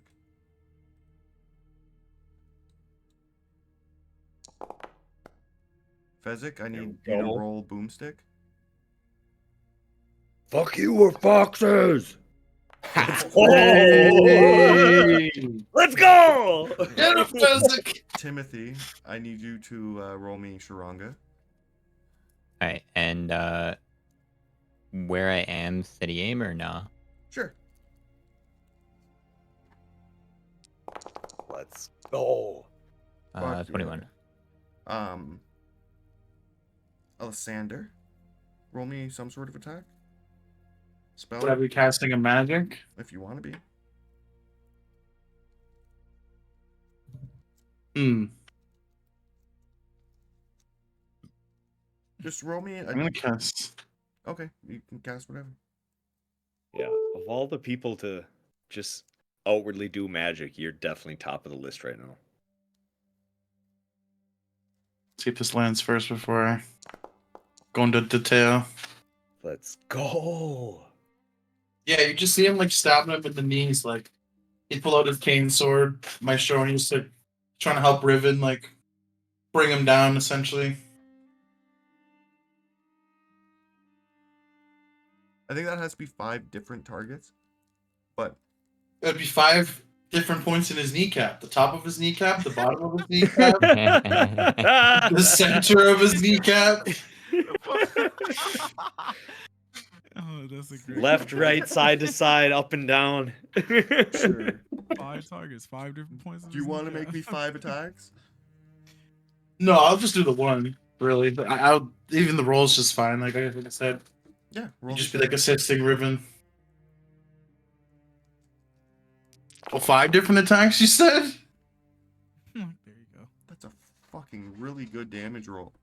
No, yeah, well, it's 5 attacks, dude. Make a melee spell attack against each target. So point each the part of his kneecap. knee. Okay. So you So- miss the top part of his knee. 2. You miss the You bottom missed part of the- his knee. You crit the Stabbing left at- of Oh, He's just like wildly stabbing at this knee machine. his knee. You I stab the can right pick- side of his knee. I can picture it. He's like poking him, like teleport around, stabbing into him. Oh, that's hilarious. No, it's like Zorro when he's like. He was like, That Yeah. was only 4. I need one more. anyone The The more? first one didn't count, right? The attack No, roll no. 1, 2, 3, 4, 5. That was a damage roll. Oh, you did an attack roll. 27. I see. Yep, that one right in the center of his kneecap works, and he like stumbles. Riven. And then I'm Klein. You're the last one, correct? Yep. I need you to roll me a persuasion check. Damn right I will. Rallying those troops. Let's All the good go, rolls dude! Look now. at those All rolls. the good Woo! rolls now. Okay. Okay. This board didn't stand a chance. Let's go. Alessander, you like teleport 5 different times in all different ways around his kneecap to stab him, making him like fall a little bit when Riven just very swiftly Naruto runs around him like 4 times with a rope, and he gets caught up in his legs. He trips, falls, and like hits the ground, dropping his sword. That's when the arrows with Sharanga start like hitting him in the side of the head. He like looks over at Timmy and like gets like roars, but then he looks up at Klein standing on this building, giving all these orders. As you see the foxes around like start tooling up and getting ready to fight, coming over, he claws himself along the ground, grabbing onto the building that you're on, shakes it a bit as he's like King Kong climbing it up to you. As Sharanga more bow arrows from Sharanga are going into him. The foxes begin like running up and like hacking into his legs as he comes up, and he is like getting right up to your face. And like these foxes are fucking devout. They're like climbing on his back and like stabbing into him. He throws them off. He's getting right up to you, Klein, as you're just like giving this speech, staring down at this like wild, crazy beast with this meaty paws. And he like I is make eye contact. he's about to like reach his hand up and grab you, and that's when Fezzik, just from like a standing leap, jumps up and just knocks him right in the fucking head. And you see his like eyes go dim and he falls off, landing on his back, and that's when like the Vulpine Grove just fucking swarm him, all the Fox Knights, each one of you, and you decimate this thing without it causing any damage. Fuck yeah. Fuck Dude, you. We're that was- foxes. That was one of the most badass. Can we rewind and Adam say all that again quick? You slay the beast, and in the following moments, people begin to gather. The Chipmunk Rebels, the Vulpine Fox Knights, the Eagle Guard, the Helix Knights, the Church of Leaf members, some of the delivery spiders that survived, the rabbits, the strays, the silkworm workers, the den mothers, the civilians, and they're all looking at you, Klein, What do you say? My friends, my kin, my folk, we have been punched in the face by an evil force. But we survive, we thrive. And when the question of vengeance arises, just watch me. Line! I hold boomstick up as I'm standing on top of this giant thing. All hail King Klein! See swords being raised. All hail the true king! I'll actually like raise my hands to quiet them. Save your energy now. Help who you can. We must come back stronger. And strength comes from helping our own before praising me. Let's get to work. Damn. Yeah, they all cheer. Yeah! Helping others! Fuck yeah, dude! I'm so glad there's other races here because this is such an audition for them to support me. Not that the That's rabbits ever will, true. but That's true. It's a hodgepodge at this point. yeah. The city was emptied. Wonderful. This was fucking awesome. That went perfectly. So excited.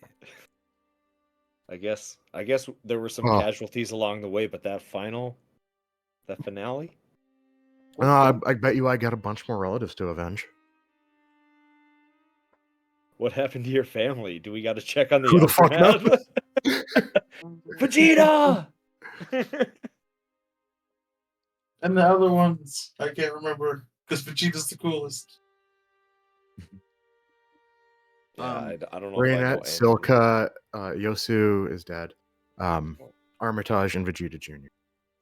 Did I get them all? Because that was totally from memory. Hold on, I got you. I got the list right here. We got starting with Armitage, whatever. Weird ass Armitage? name. Renette, Silica, Kamu, and Yosu, who's dead. Okay, I forgot Kamu. Vegeta Jr. is the youngest. It's almost like he's got a short man complex. I named him from the Had.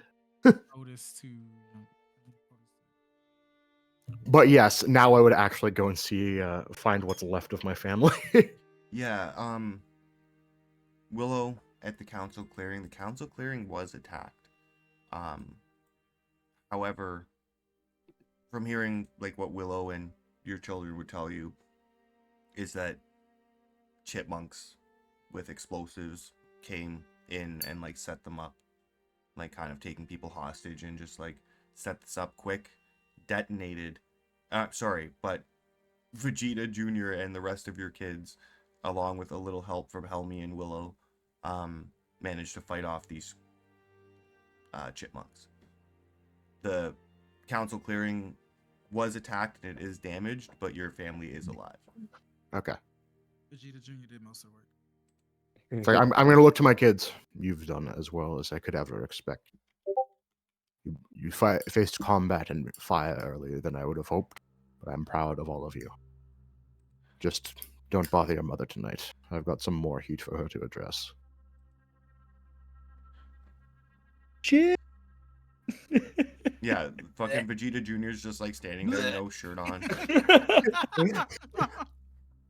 I'm sorry, kids, your parents fuck.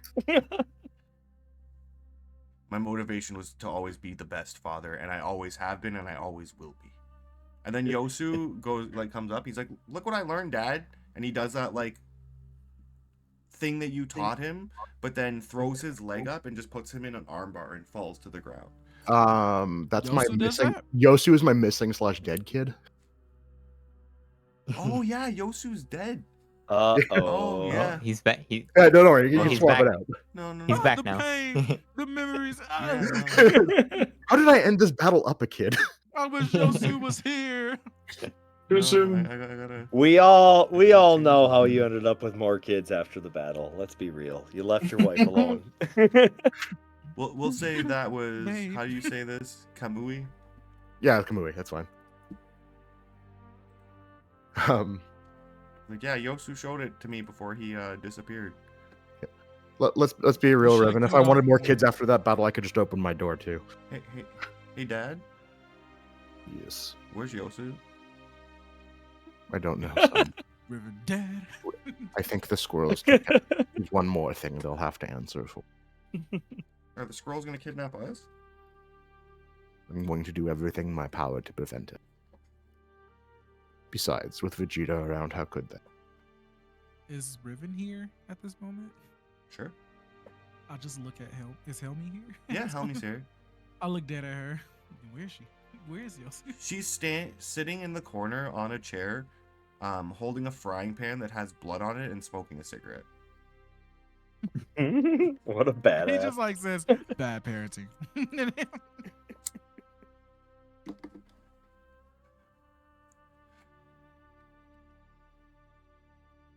Yeah, Willow also questions it. She's like, I don't ever mean to step in your business or anything, but one of our children is missing. I love how this has been literally like days. Riven, that's are your we like? business. I would wait until we're in private to talk to her about it. So, are we in private now, or should I wait for that?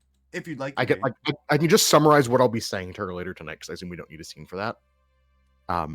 But I'll tell her it's like I found a corpse that looked like him, but I also found a corpse that looked like Timothy, and Timothy's still alive. So there may be a deception here. I don't know what's happening, but if he's alive, we'll find him. Like that's the truth. So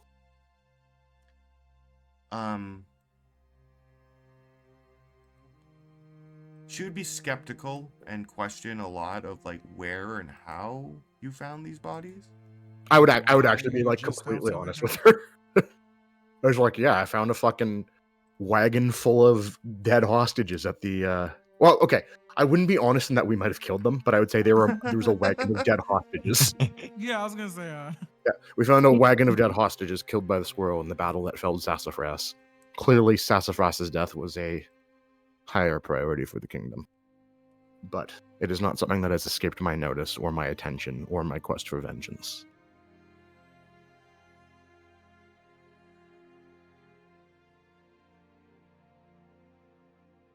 She seems confused. But in your relationship, you've been like silently confused with each other a lot. Yeah. And she like thinks about it and she kind of nods and says, are any of our other kids in danger? I don't think so at the present. But we need to keep them together and under someone's eye at all times. That can be you. It can also be an assigned guard. It can be both. She like Hell me. Hell kind me. of grips your shirt and like pulls you in a little close, and it's like she usually plays her position, and she Yeah. like looks you dead in the eyes and with a pretty real sincerity says, you have to keep them safe.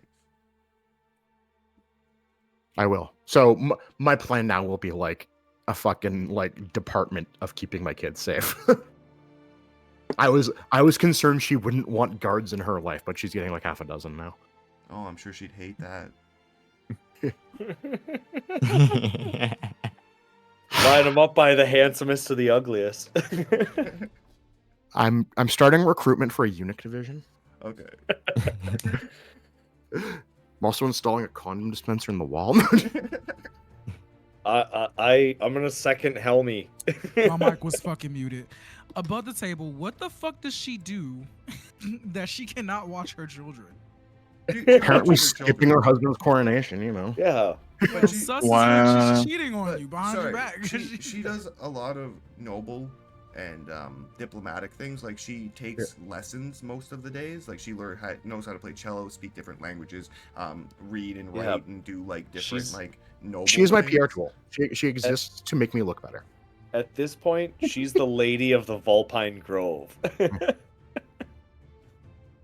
And But yeah, like from Klein's perspective, his affection for her is you're a tool to make me look better. And from like what she says and what you have, like if you ask somebody on the street, like who has she slept with, the only people that she's ever actually slept with were Timothy and Klein. And a squirrel. That's like on paper. All right. And a D hole. Yeah, and the deal. Maybe. You have D hole kids, bro. If you ask her, she says it's immaculate conception, that it just fucking happened, I guess. Okay. They must be gods. Like, Cap. realistically, when's the last time Like, you what the saw a fuck is D-hole lies that wasn't my that? kids? Sorry, realistically, what now? If my wife fucked a D-hole, when's the last time you've seen a D-hole? She's a better monster hunter than any of us. Monster cock hunter. She's already married to me. Proving my point.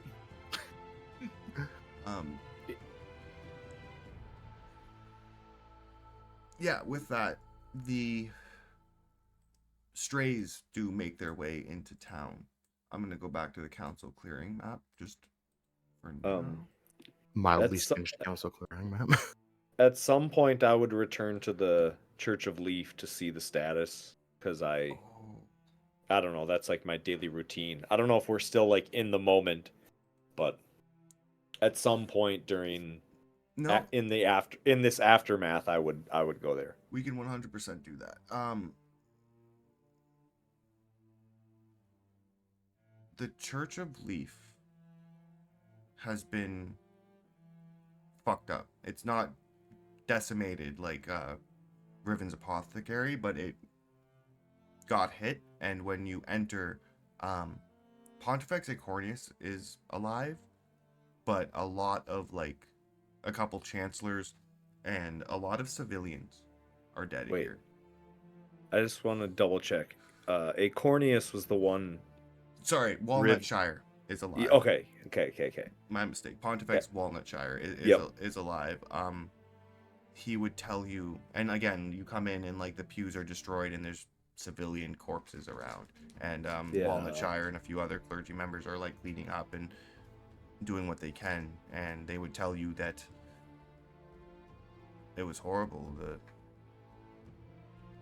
people came here to seek some sort of refuge in hopes that this would be an off-limits zone when one crazed flying squirrel opened the door and hurled in explosives. Why did the squirrels do this? I don't know why they would attack their own. But perhaps it's because we've been catering to the Vulpine Grove.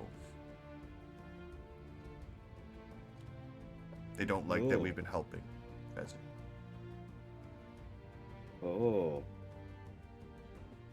Squirrels don't want to help the Vulpine Grove? Helmy appears out of nowhere Oh, fuck, dude. and puts a hand on your back.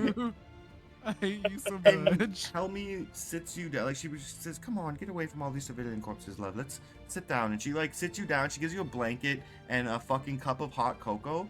And like you guys are like sitting in front of this little fireplace, and like there's other shit going on. But she like looks at you and she's like, "We haven't had a talk in a while, Fezzik. Is there anything you want to know?" And she will answer any questions you may have. Nice. I don't have to flesh them all out, but this is the setting I was looking for, because I'm still stuck between a rock and a hard place, I think, as a character.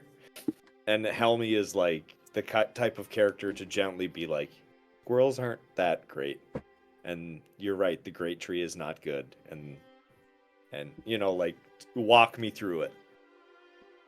Because although I've been present for all of these revelations and things, it's not something I've been processing at all. So we can kind of skip the semantics of it, but like, let's just say Helmy very step by step walks me through it, as far as like, foxes are the rightful rulers. Yes. You've been used by the great tree, whatever. Yes, basically, love. Laws are just threats made by the dominant socio-economical ethnic group in a given nation, and it's just really a promise of violence that's enacted. And and like the guards, they're just basically an occupying army. You know what I mean? The lower class will Yep. rise eventually. Yes, exactly. But yeah, No, Fezzik's like, She Was does. that a confession? Oh, you should hear the thing she tells Fezzik. Oh yeah, my god. I was gonna say, she's super honest with me like that. Yeah. She's like my like northern light at this point. And yeah, she would like again slowly and properly explain the Yep. gravity of the situation. Like, Yeah. No, that's what I mean is like I think I know all of the details of the politics out of character, but in character I'm still processing, or I was still processing, the Great Tree is bad. So consider Fezzik pretty much caught up in that regard, and then we can move on. yeah, she would definitely like explain to you that helping people and like again having a place like this that's considered sacred where civilians can come and hide and them attacking it is still really fucking bad, but the Great Tree in a whole, like the big picture, are doing bad things. So religion good, scrolls bad. Yep. With that, you sent Hunter and Icewind Randall off to go tell the strays that they can come into the city. And they bring their caravan of over 200 just kind of miscellaneous animals. There's the duck soldiers, some badgers including Hunter Bloodthirst, the mage snails, the armadillo, Rollsworth, along with families of armadillos. No, please stop. No. Yeah, Alexander would just be telling them all to help the civilians and be helping, like, just healing them up and stuff. Or, like, not healing them, but patching them up and whatever he can. You hear one of the voices pop from one of the wagons of a little hamster mage in your employ. He just yells, "Fuck that! What are we helping for? Is there money in it? We're fucking hungry, Alexander, Seth. he's gonna walk. You said there'd be What? fucking food here. This place is fucking on fire." You just called me my late grandpa's. Oh, You called me Sass. He's gonna walk up and just backhand him, like, boom!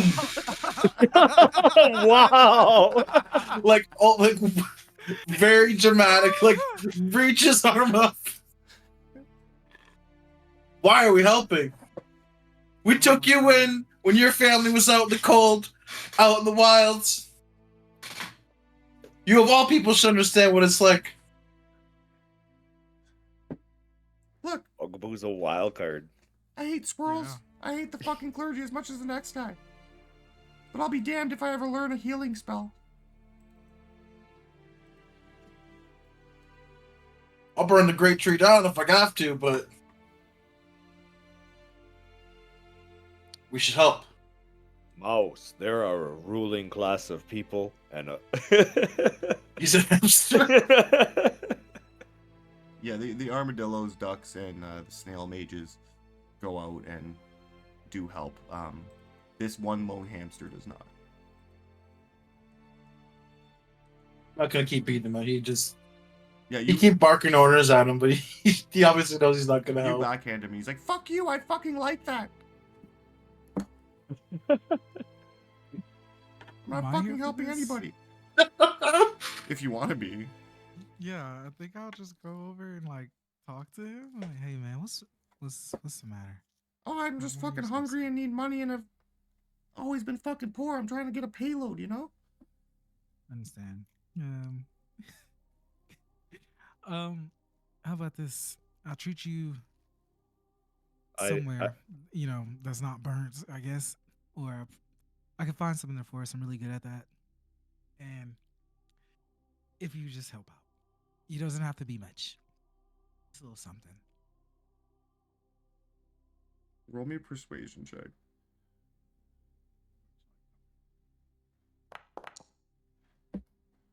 You know what? I just don't think I built the character correctly. You know, because I didn't. You can tell because he has strip 10, con 10, in 10, whiz 10. Like I didn't do this Oh, correctly. it's so self-reflective. No, Just fuck that. mid-game. I'll tell you what. You give me 100 acorn pieces, I'll do whatever you want. I don't have 100 acorn pieces. But I'm not. If you're comfortable with just sitting there, you know, fucking off, and looking like an ingrate, that's fine. Just trying to make you see the bigger picture. I'm gonna nudge Klein next to me. Klein, the little mouse wants an acorn. So, can I have some context into how much money that would be? Like, what kind of value is he actually asking? The 100 gold pieces. It's like Gold pieces. one acorn is Gold like a pieces. gold, yeah. Okay. Gold pieces. So he wants 100 gold? Yeah. Yeah, sure. Oh, fuck yeah. Yeah, he'll help. What if he just like runs off and is like, this guy's giving out 100 gold for every Oh, fucking he's soul." 100% doing that. Well, like, I mean, he'll wake up dead. Like, Look come at on. his- How do you wake up dead? Yeah, but Look- like it's still gonna happen. Like, He'll just have this split second where he realizes there's an Dude. arrow in his throat, and that'll be it. He'll wake up for a second first, then he dies again. Yeah. Yeah, I'll fucking help the out. next squirrel just tells the next person, "You ain't fucking giving 100 gold." He'd be alive long enough to hear me say, and now at the end, you understand. Yeah, I'm sorry, I just kind of hate civilization, and I've been through a lot. My brother burned my mother alive when I was 6. I'm going to kind of like subconsciously like stroke charred ends and be like, I understand the feeling of fire. Soon. Riven will wait till he walks away to like whisper in the little hamster ear. It's like, that's too bad, you little shit. It's called life. Get over it. Hey, I'm 100 acorn pieces richer. I don't give a fuck what you have to say, buddy. Obviously, you already showed me when you fucking mental Riven. lies. Riven backhands him. Yeah. Kick shoves him with my foot. Everybody backhands him. Yeah, Arnie Is would the like. chance we're here? Arnie would even defend you a bit, Riven, and like, because he's still on your back, and just be like, "Hey, leave him alone. He lost everything today. I don't give a fuck." So he goes about his business.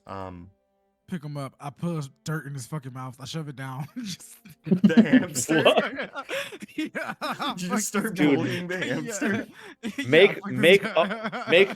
make Arnie fight him. Roll me an athletics check with disadvantage. Fucking Arnie. Arnie's there. Hold on. When did he spawn in? Sorry, I said athletics.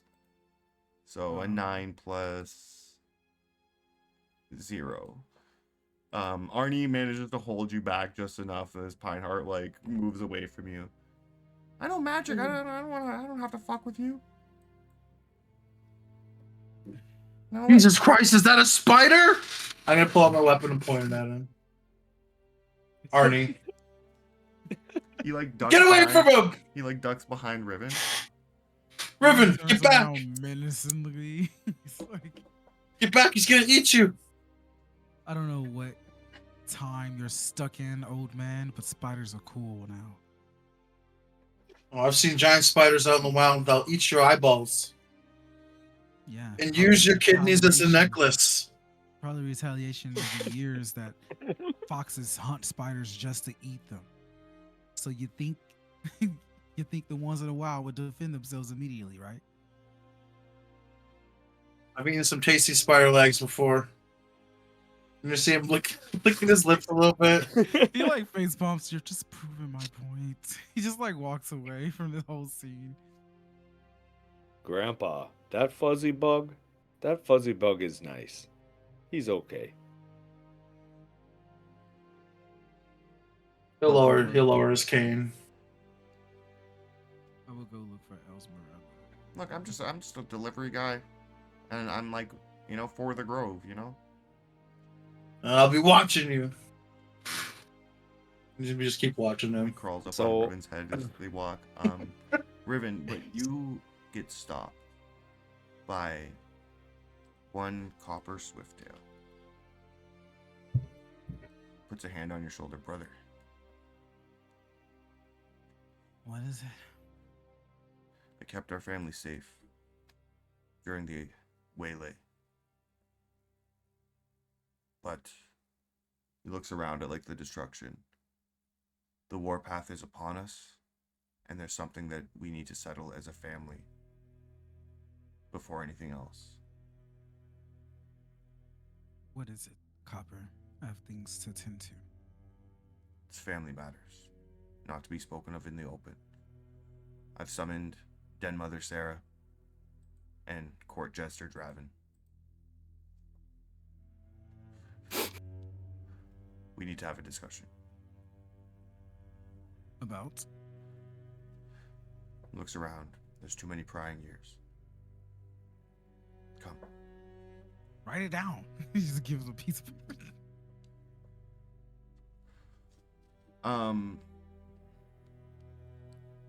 He grabs it, he looks at you, looks at it, he's like, you know I don't know how to read or write. Why would you say this in this time? I'm obviously going through some shit.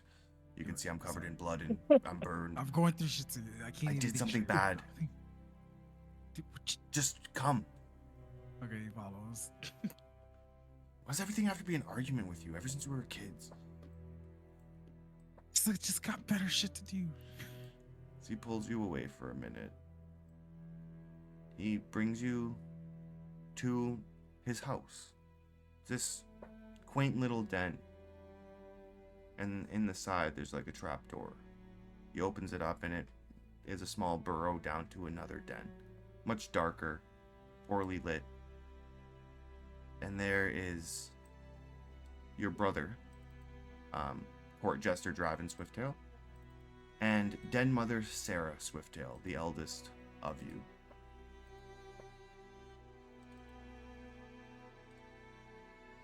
And they're both kind of like standing there talking quietly. They look at you with like a sense of dread.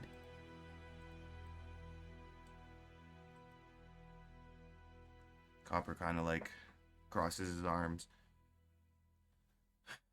Okay. We have a situation on our hands. She immediately responds, it's not a situation. Choice is kind of already made.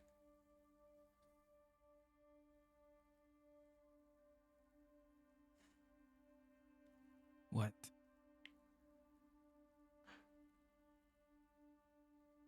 Copper like kind of looks down, looks at you. I've captured a member of the Five. He knows more. He knows of the other members. But he will not tell us. I've had him here for days, and he won't relent.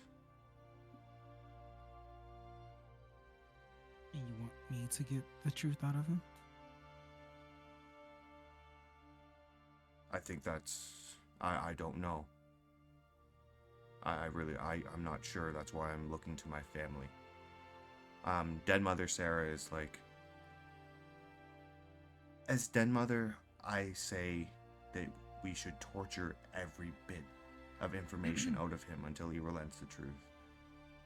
As Den Mother, you should also know that that is not legal. We haven't had any leads on Father's death until now. This is our only chance at justice. We need to do this A quickly. lead is not evidence. There's You have no. wars. You're trying to get stuff out of him. But what if he's innocent? War is upon us. And the fact whether or not he's innocent is neither here nor there, because this only ends one way. Copper has tortured this man for days. We can't let him go. Court jester speaks up. He's like, man, we definitely need to let him go. This is more fucked than Klein's wife. Like, we should stop this. Can he leave?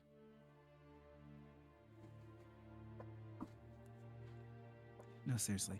I don't think we need the jester here. No, The town needs help. They need all the help they can get. I'm on You your can I'm actually on your leave. side. I'm a Swifttail. He's Understand, my dad yeah. too. You can just leave.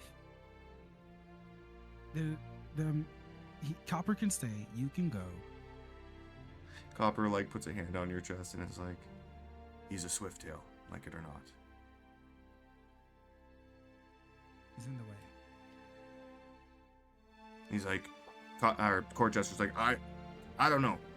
I don't need to say much. I know this is a heavy situation. I'm just saying I hate this more than Dad hated Riven.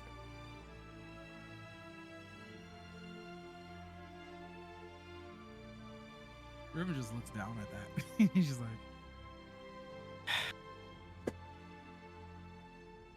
where is he? Where are you keeping him? He points at the store. It's like wooden, shitty. Yeah, I'll go see his condition. May I see you? Yeah, you open it up. And it's Hopper. Loyal informant, loyal assassin, skilled, trained. Bleeding out of his mouth, half an ear off. Very morbid, and it seems like he's been through a hell of a lot in the last couple days. He's like all fucked up. He looks up at you, like one eye swollen. I look back at them and was like, you guys can't do this. This is not even legal. Then Mother like looks at you up and down, like what you do is so much better. What I do is better. So you're with him then. And Court Jester's like just drinking out of a flask beside you.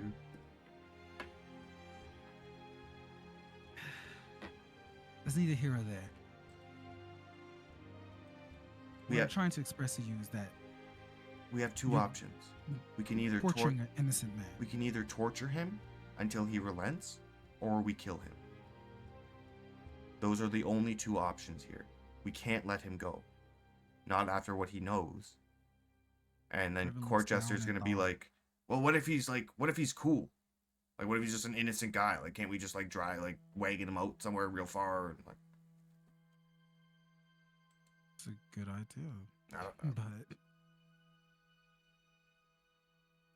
Riven looks around. What is this, like a one escape door thing? There's only one way out. Yeah. Like, it's a burrow into like this cellar, and then there's like he opens this door and it's literally just like a closet with a chair with Hopper in it.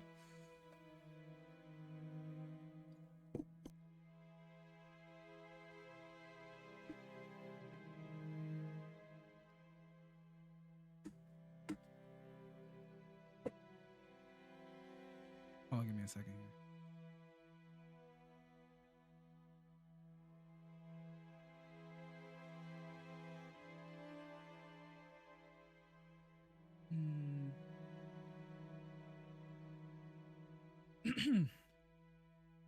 Riven will look at Sarah, and then he'll look at Copper, and he'll be like,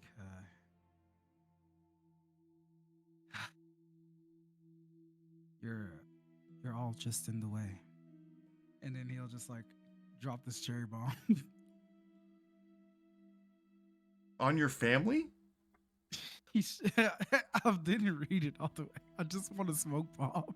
No, that's an explosive fucking like that's a heavy explosive. All right, not that though. I would like throw these out, right? And try to try to cut his ties with my knife so he can get out. At a chance to get out. At a possible chance to get out. At a slim possible chance to get out. Okay. You can do this. You're level 13. You're fucking a trained assassin.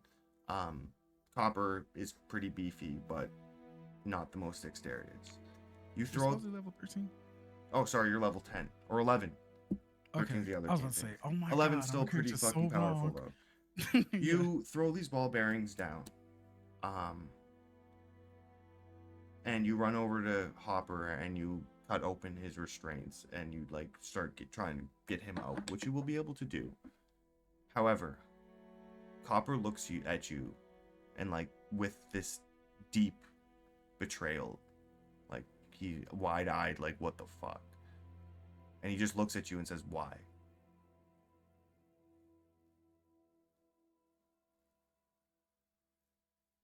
I'll talk to you later.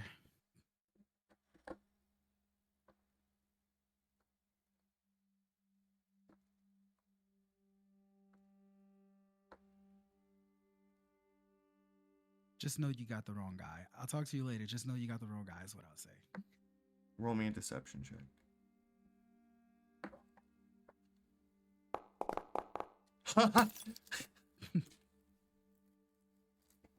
Copper looks down with like this deep shame, and you hear him like mouth the words to himself, "What have I done?" And like then Mother Sarah's like, "What the fuck? You have to kill that rabbit." Riven, you fucking idiot. And Court Jester's like, "Man, you know, summer was pretty good, but I had a nice fall." What? Because I fell, Riven, okay? Because I fell. Yeah. Get a job. I have a job. I'm a noble. That's not a job. That's a position. As you run out with Hopper, Now you have a squirrel friend. I already had a squirrel friend. Well, I'm already friends Oh, with rabbit Hopper. friend. you I guys, mean, rabbit. You know- Damn it. Why did I say squirrel? as you get out on the, like, out of Copper's house, he is, like, a nameless. Like, his name's not Hopper. And he's not supposed to be, like, out in public. Yeah, I think you told us that. Oh. And right now you are. So he's, like, immediately, like, we need to get somewhere away from here. Once I'm there, I can deal with the rest on my own. Thank you. Can we take him to the the count? No. I'm trying to remember the name. I have the list here. Don't worry. The Heidi. That tavern. In The hidey Bronx? hole, I think it was called. Yeah. Yeah. Ran by the beetle. Yeah. Yeah, you can like duck and dive. I'm just gonna get you to roll me a stealth check. Okay.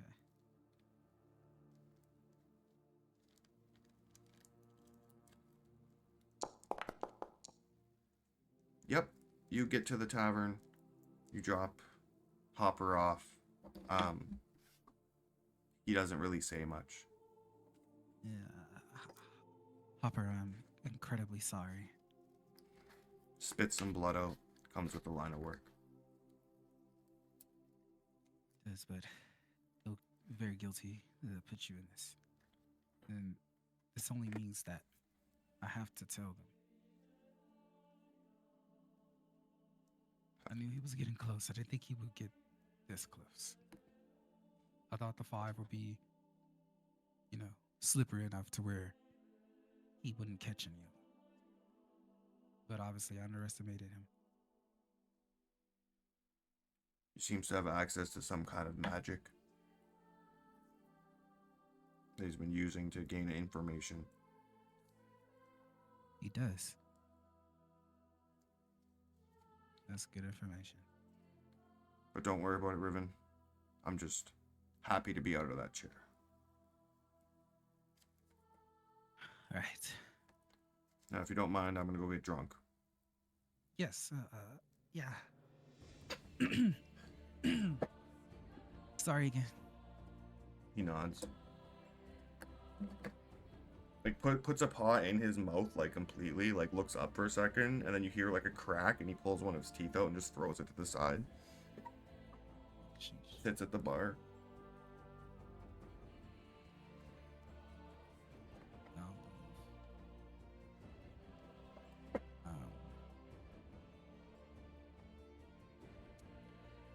And with that,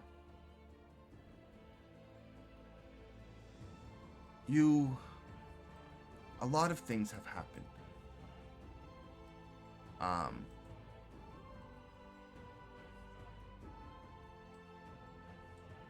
These guys.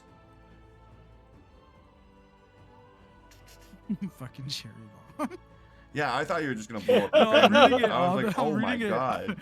I'm like reading it all the way now, and I'm like, oh, it explodes. I genuinely thought you were just about to fucking cherry bomb your family. I was like, yeah. That's yeah.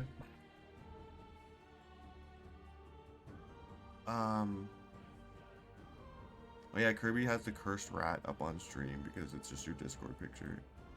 That's Yeah. funny. God damn. I noticed it a while ago. What the fuck? Oh God, I'm sorry. No, you're good, dude. It's fine. This is blasphemous. If I cared, I can change it to whatever picture I want. I'm just lazy. Oh God.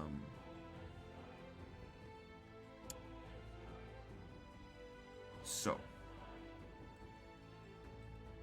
the next thing that happens, like in the same day, like the same day as the unearthing, all of this is happening in a very rapid pace because you were attacked.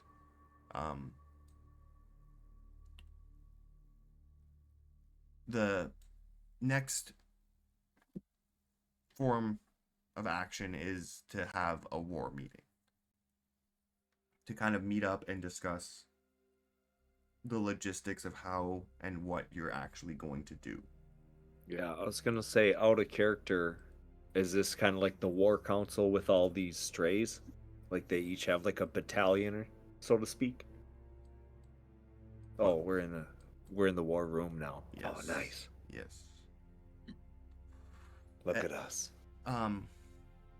Again, this is your war room. I put these tokens out to just represent like the people that you could have by you, but I'll go around. So like Riven, who would you have beside you, like helping talk tactics and what to do next? Emric. Copper. Copper? Yeah. Okay. You know what he did was wrong. Even after all that. Yeah, Riven know how to keep professional and personal life separate. Would you have? Oh, Boomer's dead. So Yeah. So Copper, Emric, and Arden. oh yeah, Arden's your squire. Yeah. So Ezzy and Arnie are not there. Cool. Timothy. A lot of the people you hang out with are like drug dealers and wenches. Wait, is that the? Timothy and Salty would be hanging out with Timothy would actually be supporting Klein with this one, so he would be with Klein. Is that the jester? Yeah, the jester is the only other like noble person that you have an extended relationship with, even though he With does all sell of you the drugs. additional animals, would the frogs and stuff not still be here? Question mark. Or would they have taken their emissaries home? There would be a frog emissary around. Yeah, that would probably be like yeah. my squad. Would be Salty and frogs and whatever else I built a relationship with. Yeah. That being said, we probably should have the Cherry Spire representative. A butterfly lady. Yeah. Yeah. She'd be here on her own accord, or I guess as an invite to whomever.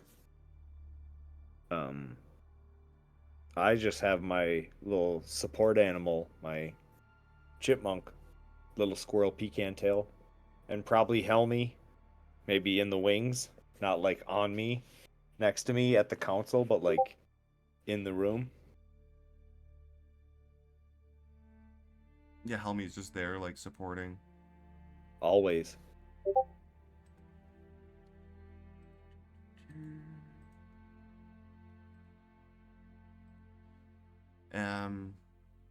Elissander. Who would you have sitting with you in this war council meeting? That's pretty much it right there. There's Hunter, there's Rollsworth.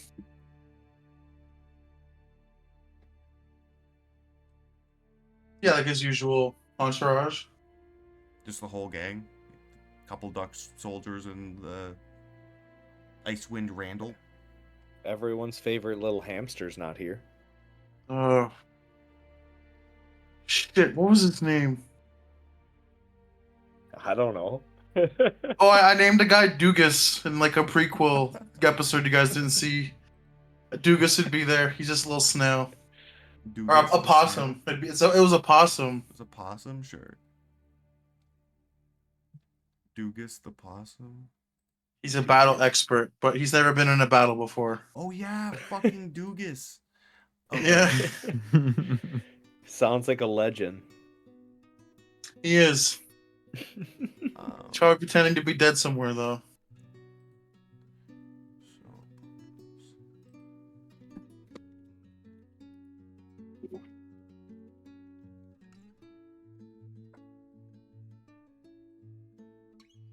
okay. Cool. Klein, are you back?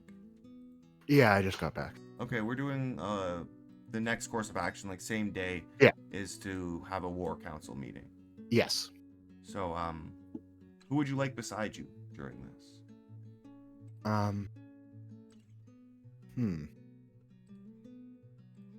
Who actually runs the army?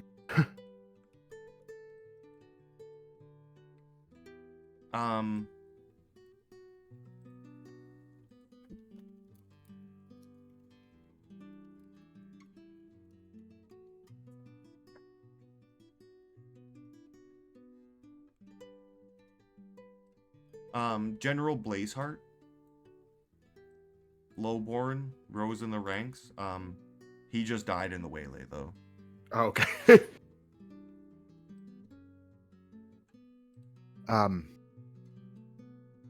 trying to think of who would actually be appropriate to bring. Because I would just want everyone who has a stake in future battles to be their highest ranking officers and such. Like I'm going to be asking a lot of the military for future preparations. So I'd need military contacts. And I understand that's a big ask, especially with people dying. So I think I would, once I hear that's dying, I said, we'll establish a new leader later. As king, I need to lay down the initial plans.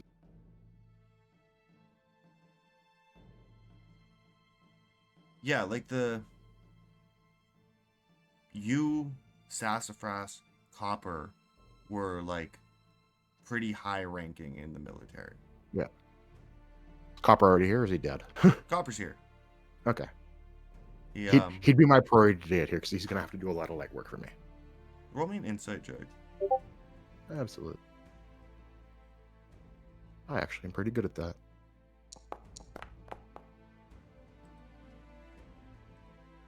On a 16, you see Copper has some other shit on his mind.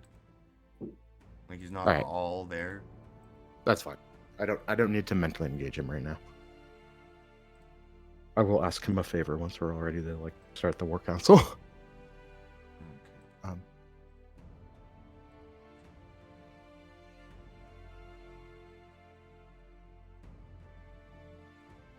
Okay. So, this is Dugas. He's Okay. a well-dressed possum with glasses, or I should say stray Dugas. And he's carrying like a bunch of charts, papers, books. He has like a huge satchel filled to the brim with all sorts of stuff. And he comes in the room, and as soon as you make eye contact with him, Klein, he like freezes and then falls over like quote unquote dead. Papers fly in the air, and he's just like on the ground. And I understand this is a thing possums do. Yes. Is that demon behind him? I will stand up and actually like wait above him to offer him my hand when he's ready to get up. Very, very slowly, very, very shakily, like takes her hand and gets up. He's like, Stray Dugas? Welcome to the council, Stray Dugas. Thank you, thank you. Like wave him over, like to where Hunter and everyone else is sitting.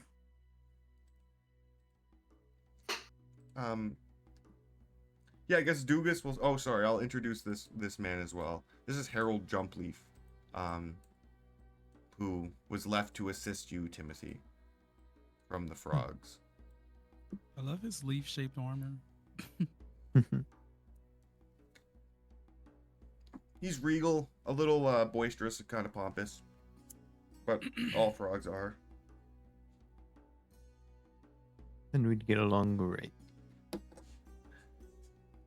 Yeah, him and Salty are kind of both like, I just want to finish this so we can go drink.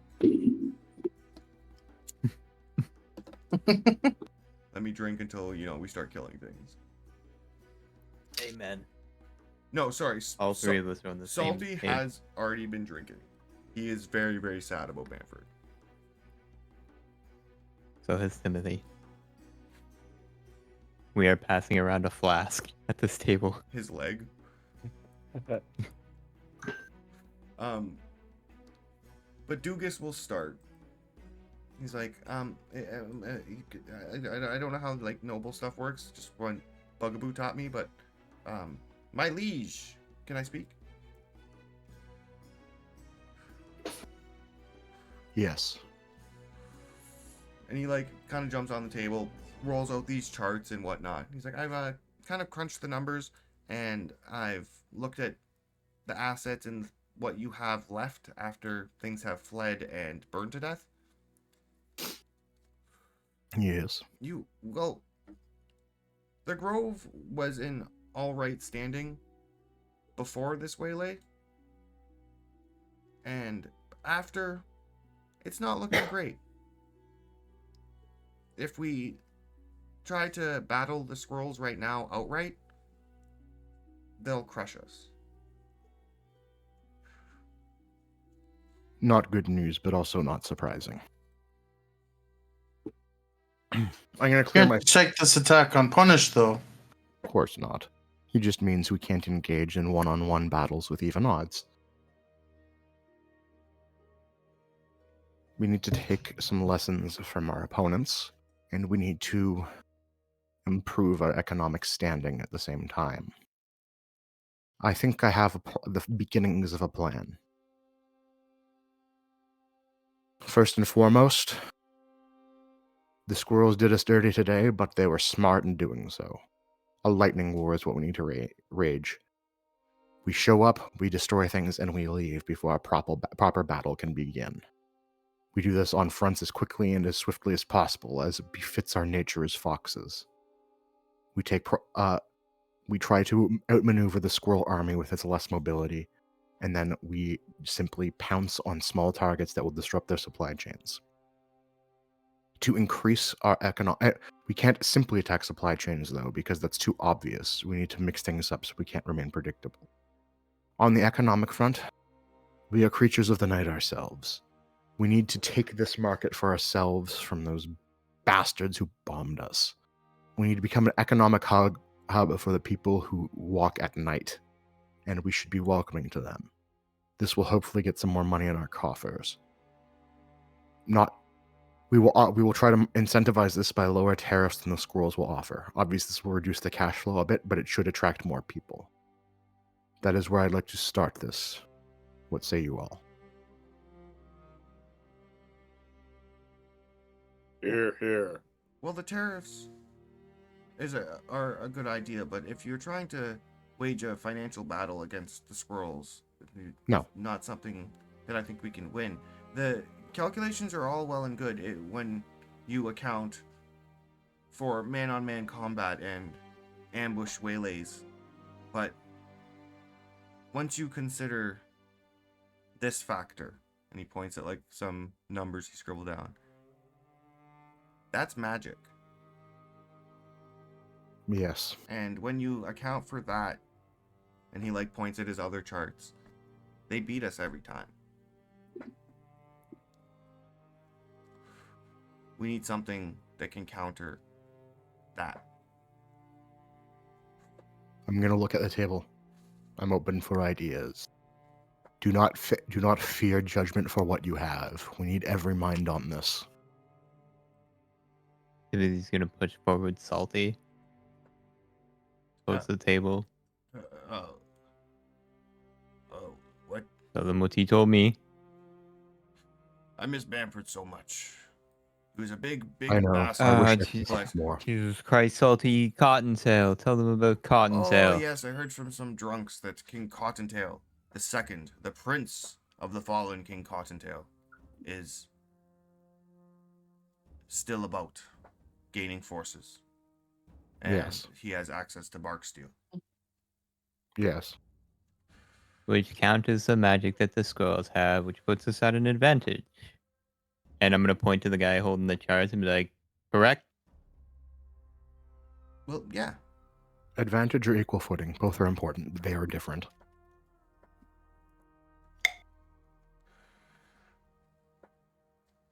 I'm asking that. Well, give me a second. Hold on. And he like goes over to Hunter and like whispers something into his ear. Hunter like yells like, "I'm gonna eat your fucking face!" Okay, yes, of course, right away. Yes, I will 100% do that. He runs out and runs back in with like 10 abacuses, abaci, I think it's abacus. and puts them on the table. And you see this possum running back and forth like doing math. And he's like, "That would just even the odds." How we're supposed Better to than- get the rabbits on our side? He wants to be the rightful king. The better question is, how do we keep the rabbits on our side without alienating our allies? Well, to double back, I don't Yep. think they're on our side, is what I'm saying. Yeah.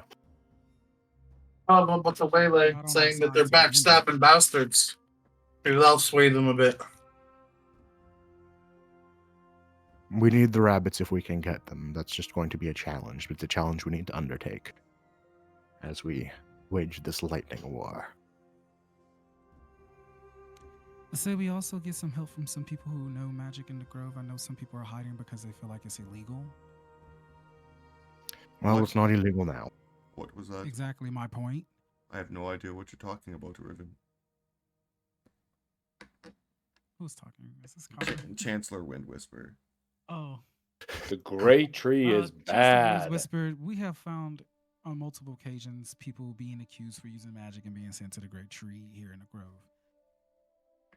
There could be people still, in the Grove that know how to use magic. They're just too afraid to come up because it's been shunned upon for this long.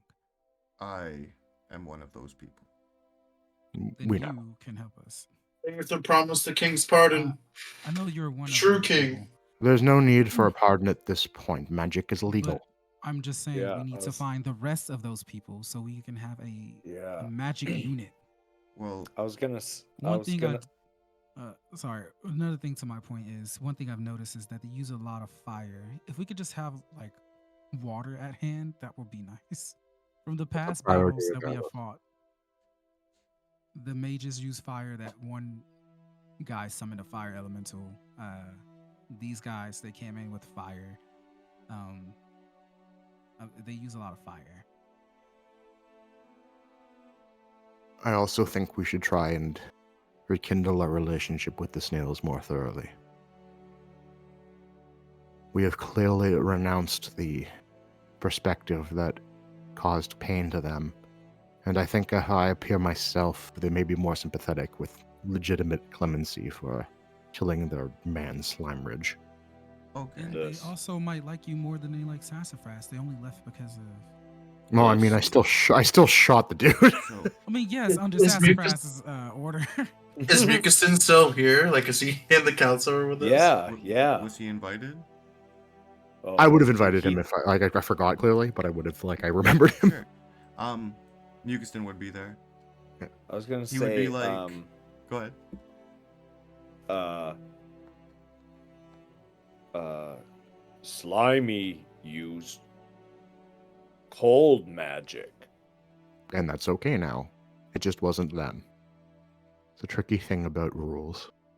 Maybe Slimy's knowing cold magic can help. And that's what I was getting at. Chancellor, do you know any cold magic? Or any water magic at that? I know a little bit of both, not that much. As Do you think Bugaboo could probably attest. There are. do you think Go ahead. go ahead. No, I thought he was done. Like, he was talking to spaces. Do you think you could teach that to people? That is difficult. I'm hearing a lot of, to be frank, small talk. The world is much bigger than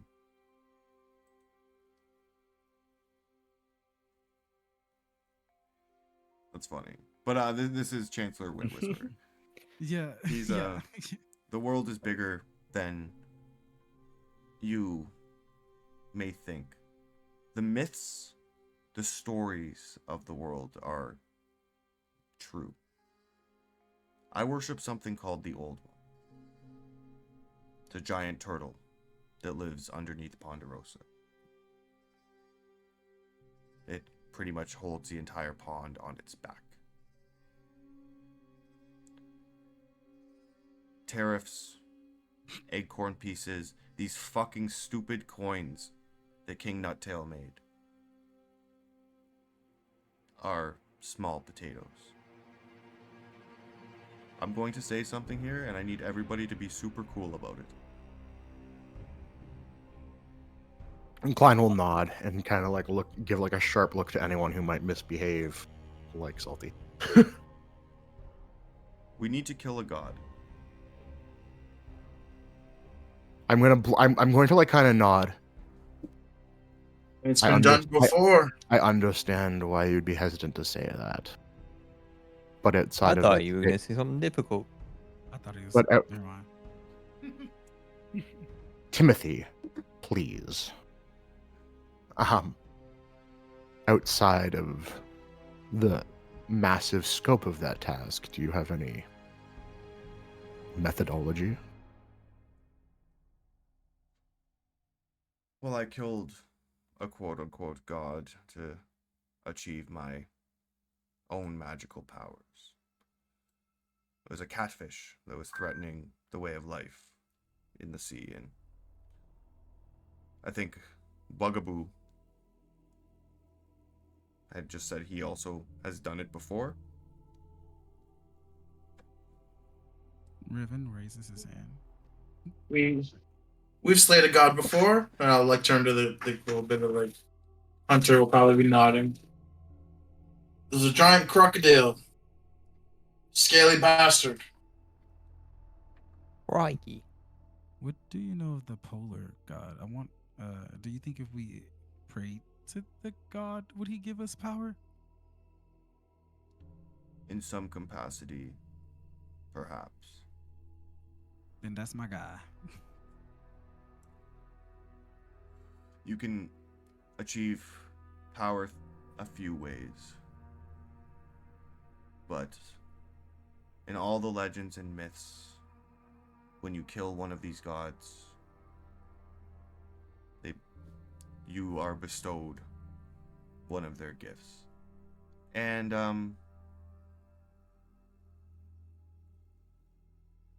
it snaps into your head, Bugaboo, of the white wolf that you saw.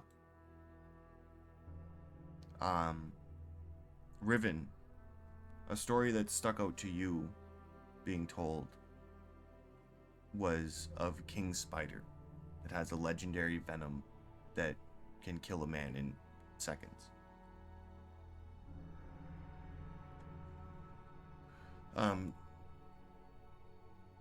Timothy, you remember something called the Crow Queen that people like worshipped and gave a bunch of treasure to, and then they all died off. So this crow just like sits on a hoard of treasure.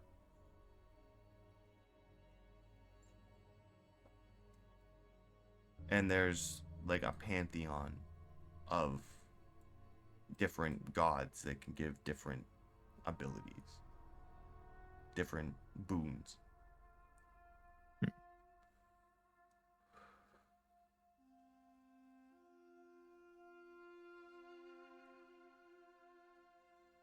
Another god wandering the wilds, and sometimes maybe the Vulpine, the lone white wolf.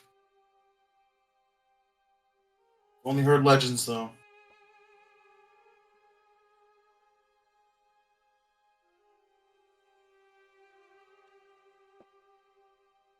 As everybody describes all these battle tactics and everything, I'm just squeezing Pecan Tail like he's like a stuffed animal.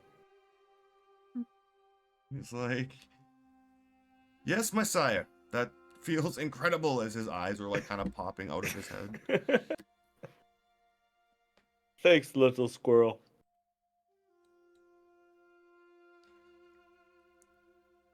Oh, this poor squirrel.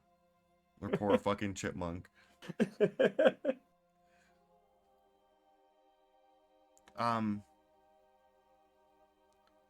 So, you guys mentioned a couple things, and we will conclude those because just canonically it has to happen that way.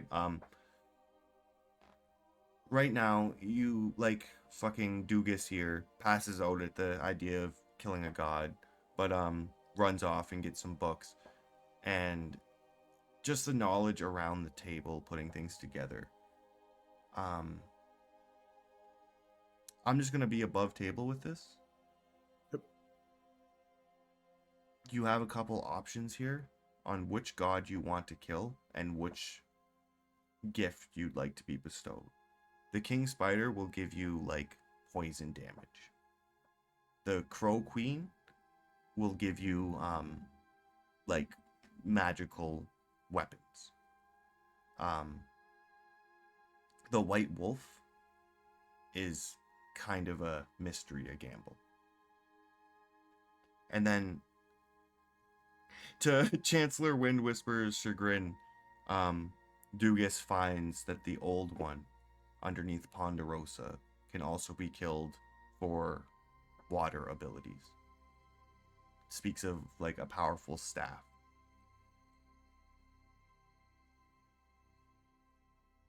Could you not put the water ability into these daggers?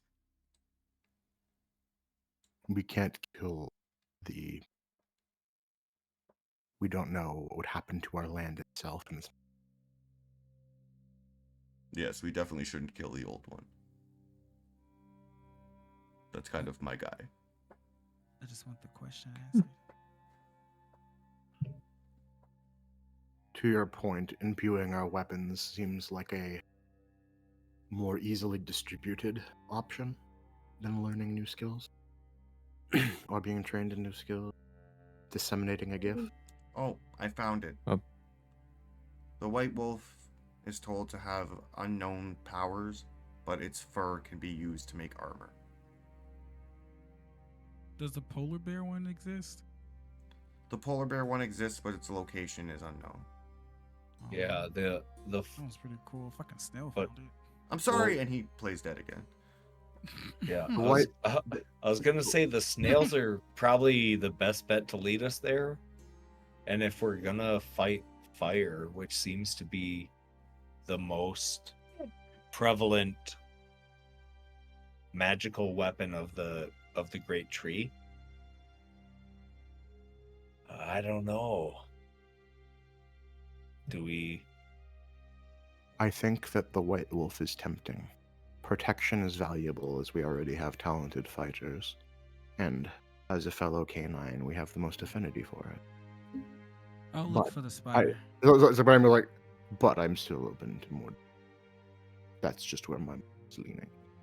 Emmerich Bark pipes up and he says, it's also worth noting that you're planning on trying to make some sort of alliance with the rabbits, yes? Yes. They offer bark steel, which is used to create weapons.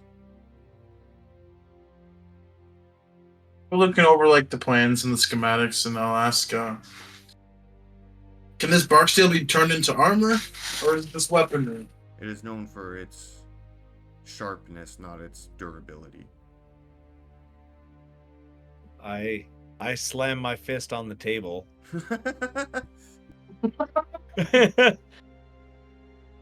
How do we stop the fire?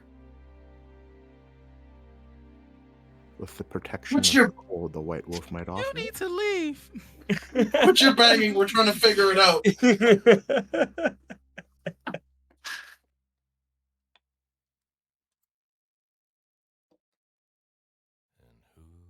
Does anyone else Do- have any target suggestions other than that? If we're looking to arm ourselves, the crow sits on a large hoard of treasure. Could be box steel, could be nothing. Also, do we know if any groups might have some loyalties to any of these gods that may not be obvious but may have hints toward? We don't want to piss off allies, as I said Well, before. We can't kill the spiders because we have a spider treaty. He pulls out the treaty that he made with Lady Alara. Yeah, you can just rip that up and it won't be existing anymore, you know? I still exist. It's my treaty. She just signed on it. I could just eat Arnie really quick. We'll be done with Just- this. Did you say eat him? Above said the that? table, above the fucking table, roll your d20. Who said that? Arden raises his sword, like not at you, like directly into the air, and he's like, "You will not insult Sir Riven." Who did? You did by saying you were going to eat his friends. I think he meant like who put their sword up. Oh, Arden Bart, the lowborn squire of Riven. I think Bugaboo's just denying everything. Who said that? Put that down, young fox, before I come over there and I'll throw you around. Yes, sir. You're asking for a fight that you won't win. Throw a cherry bomb. Hi, Ruben. Yeah, exactly. You don't No, have it's one. a smoke bomb, right? It's a smoke bomb. No, It's just a no. smoke bomb. No, a volley of arrows. A volley of arrows throw inside Bugaboo.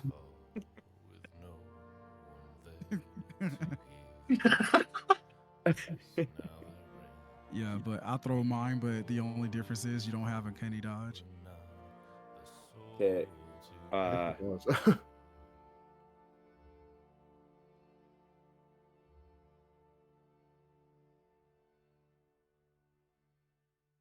Well, as we seem not leading anywhere on this, let's go kill that White Wolf.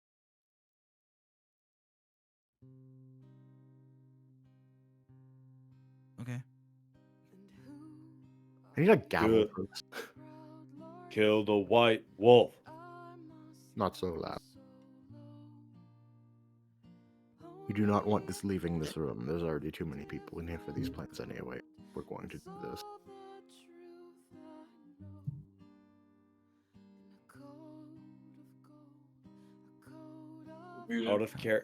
Out of character, is that like the whole plan? That's our plan to... That and the rabbits are our plan to address our power imbalance.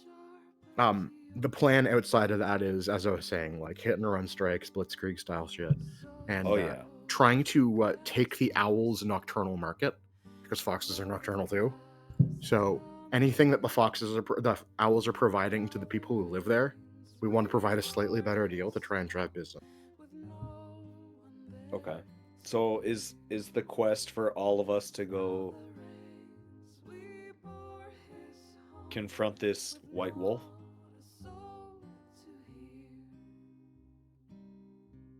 I'm wanna be. genuinely curious because I'm a king of the people. I go kill this fucking god. yeah, no, that's fine. I'm genuinely curious because my character still doesn't have a whole lot of autonomy, I Yeah. guess. I'm still kind of like a loaded gun in a way. So if King Klein commands or Whatever. Yeah, I'm absolutely Whatever. commanding you to be part of this mission to kill the Okay. white wolf. Okay. Who's watching your kids if she's here? Points at Hildy. Maybe Sure, them- Willow's watching them.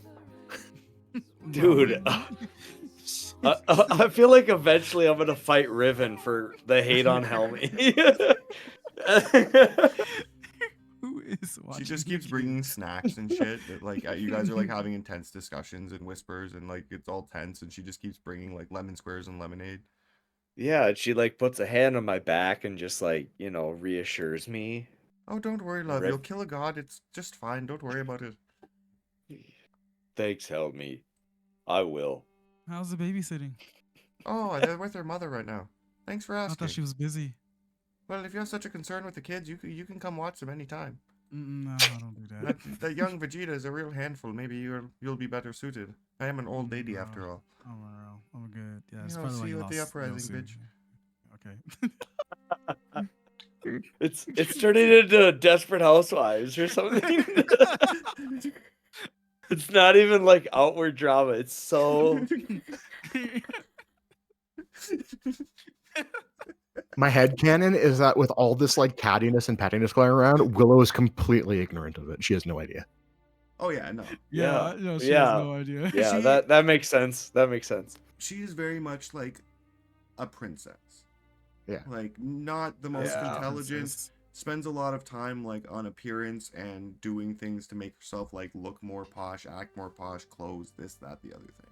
And that's why she Yeah. can't watch her kids. So with the decision you're going after the white wolf, let's conclude the Yeah. other two things that you said.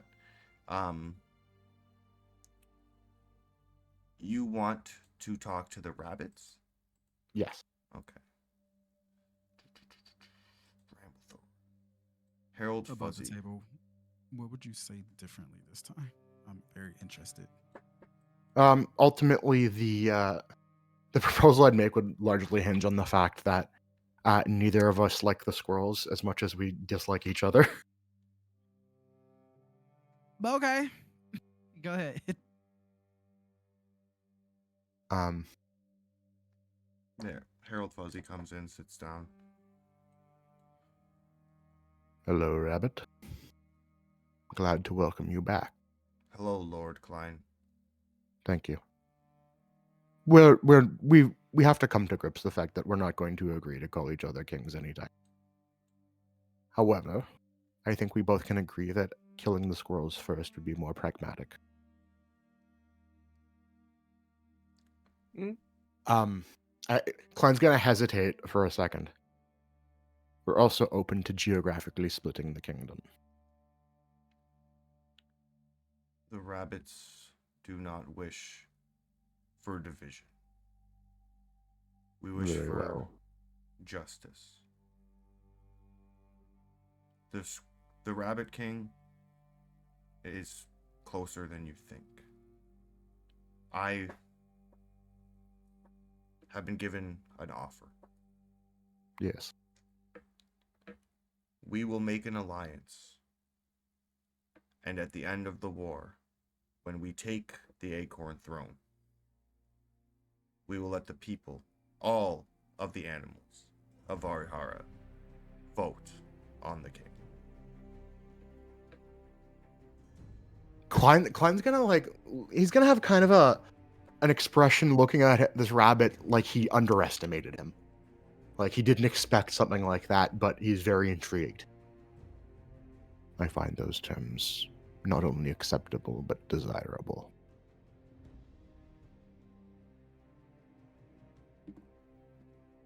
Puts his sword on the table. He stands up and takes a bow. Thank you for your time. Dugas like scribbles some shit onto a paper and like runs over and like has you sign it, and it's like a treaty between you and the rabbits. I'll read it, make sure it's legitimate, like there's nothing like stupidly missed, and I'll sign it. Yeah, it's basically no war crimes against each other. Yeah. And then runs over and Harold Fuzzy signs it on behalf of the Rabbit King Cotton Ball II. Harold Fuzzy bows. Who did he help again? He helped you earlier, Klein. Yes. Yeah, so he looks at you and like nods. So, you have the rabbits on your side. That is huge for reasons I will get into at the end of the session, which is very soon.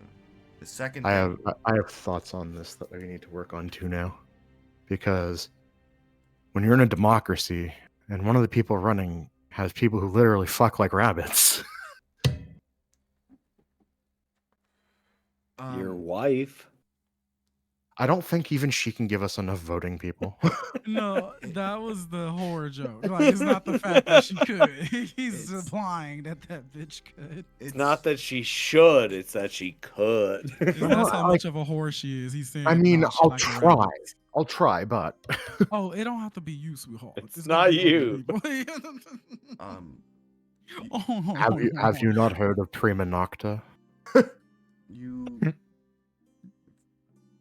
funnily enough, you seek out the snails. And they are very slow, and you didn't give them a wagon or anything to travel with. Okay. It's been a little while, like, you know, Sass was the one who dismissed them, but Yeah. they haven't gotten very far. So the Eagle Guards catch up to them pretty quick, and they bring you back Sir Mollusk. Formerly Sir Mollusk. All right, I'm going to take a few steps towards him, and I'm actually going to drop down to one knee. So, Mollusk of the Snails. Under my brother, I struck down one of your allies who violated a law we no longer respect or admire. We cannot begin to apologize for the disservice we've given you, but we wish you to join by our side nonetheless, on whatever terms you can offer. I'm with the convoy and I kneel down, even though I'm confused. Roll me a persuasion check with advantage. As he pulls out a cherry bomb. and a volley of arrows. Ugh. A volley of arrows come through the building. Just a smoke bomb, right? Kind of like looks down, looks at you, and he's like, terms, you say? Yes. I assume you'd actually want something from us from the disservice you've been granted, and we don't want to pretend we don't value your contributions.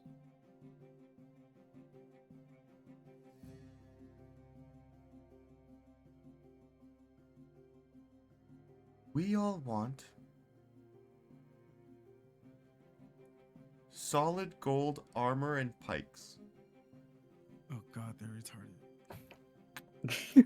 What? I'm sorry. Right. Mute yourself. What? I'm sorry. What the I was hell? muted. I'm going to look at him and say it's like, for ceremonial purposes or for battle, gold's a pretty soft metal. Okay. Golden armor for our shells. Our shells are kind of our armor anyway. How many are you? Well, there's 5 of us now. That's like 5 gold pieces. Wait, how many did they lose? Sorry, there's 5 main steady hand saviors. I guess other snails would have left with them. Yeah. My point is, how many do I have to give gold armor to? 5. Okay, yeah. Yes. 5 is Okay. how many you have to give gold armor to. Yeah, they're so Wait, small. question. Are They're there so- only 5 though? No, they're side snails. There's just 5 main ones. Oh, And okay. we want titles. What's this dude's name again? This dude's name is Mollusk. Mollusk? Yeah, Mollusk. I'm going to look over at my gerbil friend. How badly will those gold armors set back the kingdom? Oh, hold on. He runs over and like does his abacus thing again. Not very much. Nobody really uses gold. All right. Like it's not It a is it's not a done. big thing we value. I'm going to pull out Triton's end and hold it above him. We I have an a accord. question. We have an just- accord. He reverts into a shell. Viscount Mollusk. Would he just say that in the snail's face? Viscount Mollusk. Sorry, say what in the? Would snail's he face? would he just say like straight up, no one likes no one values gold, whatever he just said. Yeah. No one uses gold. It's not valued or something like that. Would he just Hey, like if they outright? want gold, they can have gold. I just need to make sure we can afford it. We want to look nice. Is that so hard to understand? The snails got the worst. Yeah, so face. the 5-man snails are now all black.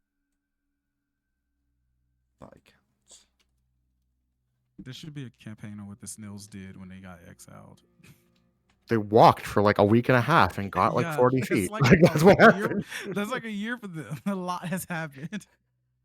They watched the whole Vulpine watched the Grove fire. burn. Yeah. And with the explosion, like them looking at the explosion. Like, No, oh, Double shit, down they're like on 2 it. feet away from it. One of the snails. I knew it. I knew it was gonna go all down. They probably sounded like the little green aliens in Toy Story watching the fire. Ooh.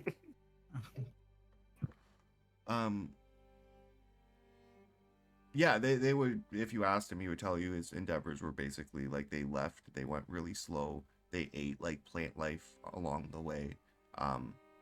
They got attacked once by a couple untamed and they killed them. And then they ate their bodies.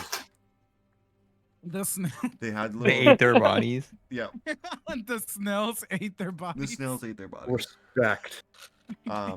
And also did like rituals for Hiberius with the untamed bones. It got a little dark. But some of them are slightly magical now, so you know.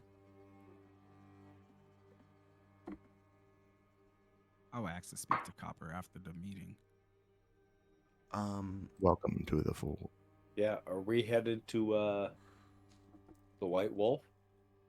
That's the next goal. Yeah, you I guess. gain the location. Let's conclude what you want to do with Copper before I say the final thing. You guys can even people are taking a potty break and you guys get like the corner of the room. I would tell him like here. I thought I was gonna go outside. Okay. Okay, anyway, you guys can be outside. That's cool. You guys went Okay. out for a cigarette. Corner him in the bathroom. Look at here, motherfucker. No. I'll tell Copper. We're about to go on another suicide fight. I like to call them that. Behind everyone's back. Don't tell anybody that. They're like every mission to me is like the last mission. I feel like, but I've been in a few situations where I feel like I was gonna die and not able to tell my truth at the end of it all. But there was a mission I was sent on. It was to get rid of the people who gave information to the mice during the great harvesting. And I was tasked to eliminate them all. And Dad was there. And in order to keep his secret, because this was his affair family, he chose death. Emmerich was the only one I spared because he begged me not to take his life. I killed our dad, not Hopper.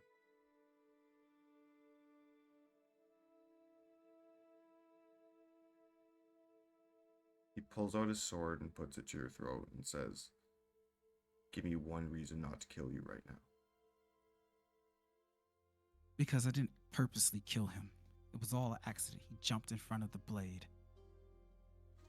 I loved my dad just as much as you did. And that haunts me till this day. So, I don't think anybody will understand the pain I'm going through.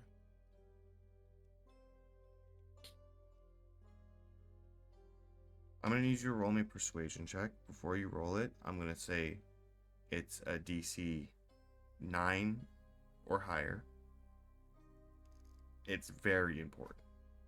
You have, yeah, +0. It's a DC 9 or higher, and this roll is important.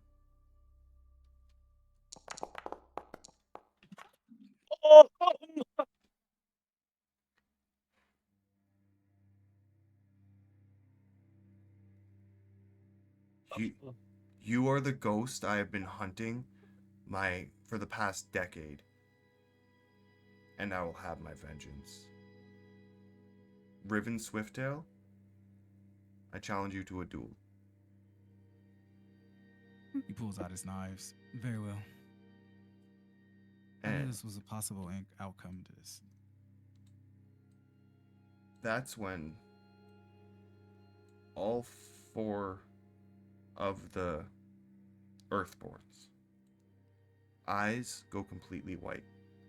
You begin foaming at the mouth and having kind of like a seizure.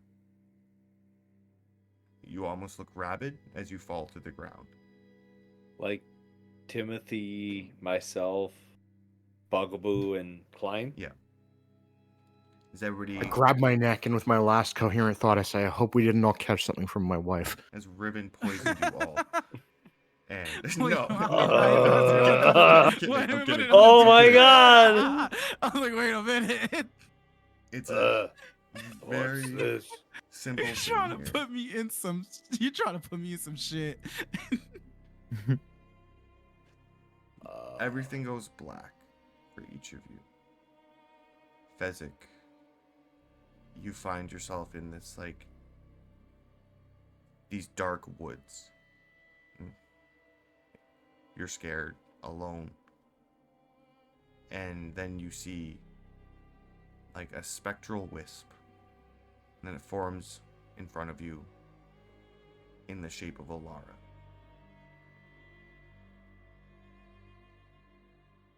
The world is bigger than you think, and it's okay to be mad about it. Klein, you find yourself in like a dark alley stalking somebody. And that's when the same spectral figure, except it's Sassafras. And he just says, "A little compassion couldn't kill you."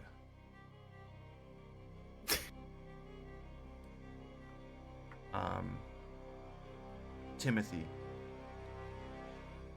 you find yourself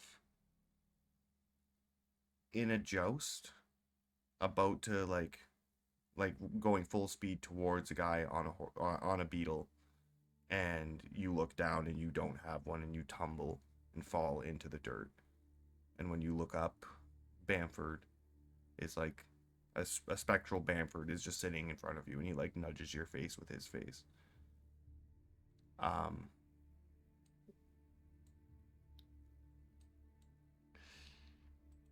Fuck, Bugaboo, I don't even know who you have who has died. Alara? I mean, yeah, Yeah. Alara. He had a lot of kids. All your many kids, like Alara, or Yeah. brothers, she's your grandkid. I forget her mother's name and father's name off cusp. I got it. Wait, no, I don't. Like, just It's Yeah. just Lord Just and Lady. the generations of foxes that you are responsible for, that you are a part in, that you are probably the oldest member. And we'll say Alara just like puts a hand on your shoulder, a spectral hand on your shoulder, and says, "You've killed gods before, but the stakes weren't this high. Be careful." And you all stop. Your eyes go back to normal. People are like picking you up, while Copper like brushes past you, Riven, and says, "I'll see you in the arena in 5 minutes."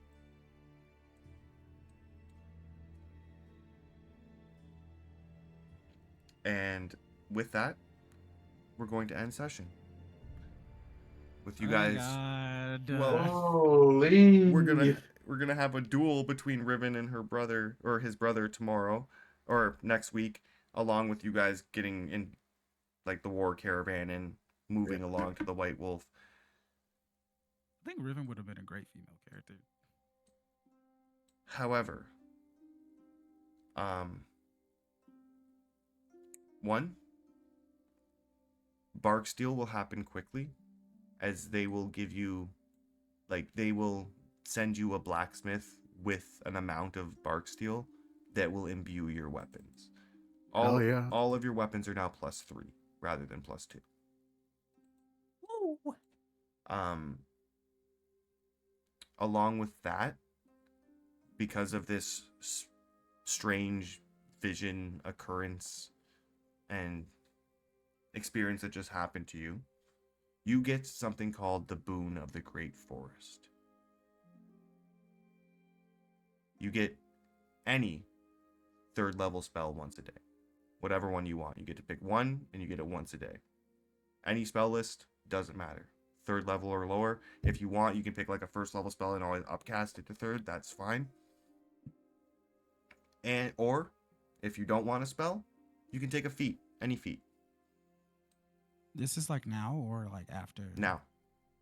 Like you get this. You get this as well, Riven, but you get it for other reasons. Oh. So who's getting this, right? All of you.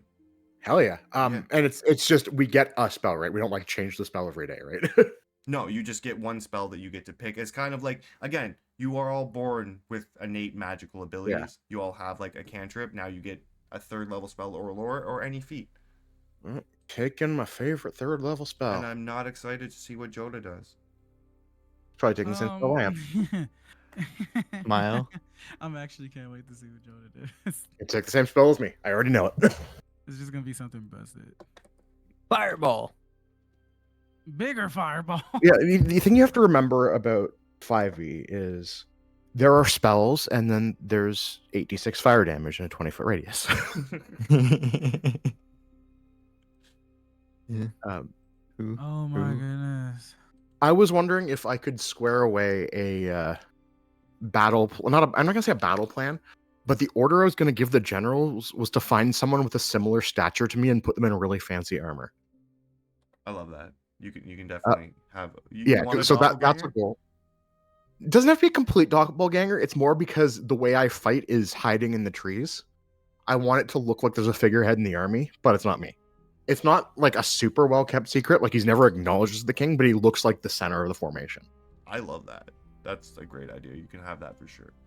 That's fucking amazing. The other thing I wanted to do, I'm gonna wait for it to see if Riven survives or not. But because I'm gonna because I'm gonna hide in the woods all the time in fights. I need like what amounts to like a personal guard. So I'm gonna have to ask up for it. Just in battle. I redeemed my Adam coins. Who will win in the fight? That's what we're gonna have to find out next Yeah. week. Holy shit. Because you're talking with Adam, but you're no longer talking with Adam. Yeah, because my name is Adam and I am done talking to you. Thank you let me for do the intro. watching. We will be back Monday for Land of the Lost Corsair, where they're hopefully doing a boss fight against the Cannibal King to save some awakened rats.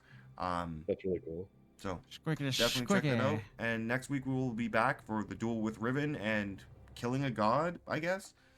Yeah. God, I'm not ready Thank for you this. watching. Thank you for playing. Much love. Peace. And now we're on to the next stream, Wait, docking with Adam. Adam, you have to let me remake this character. No. No, 'cause he's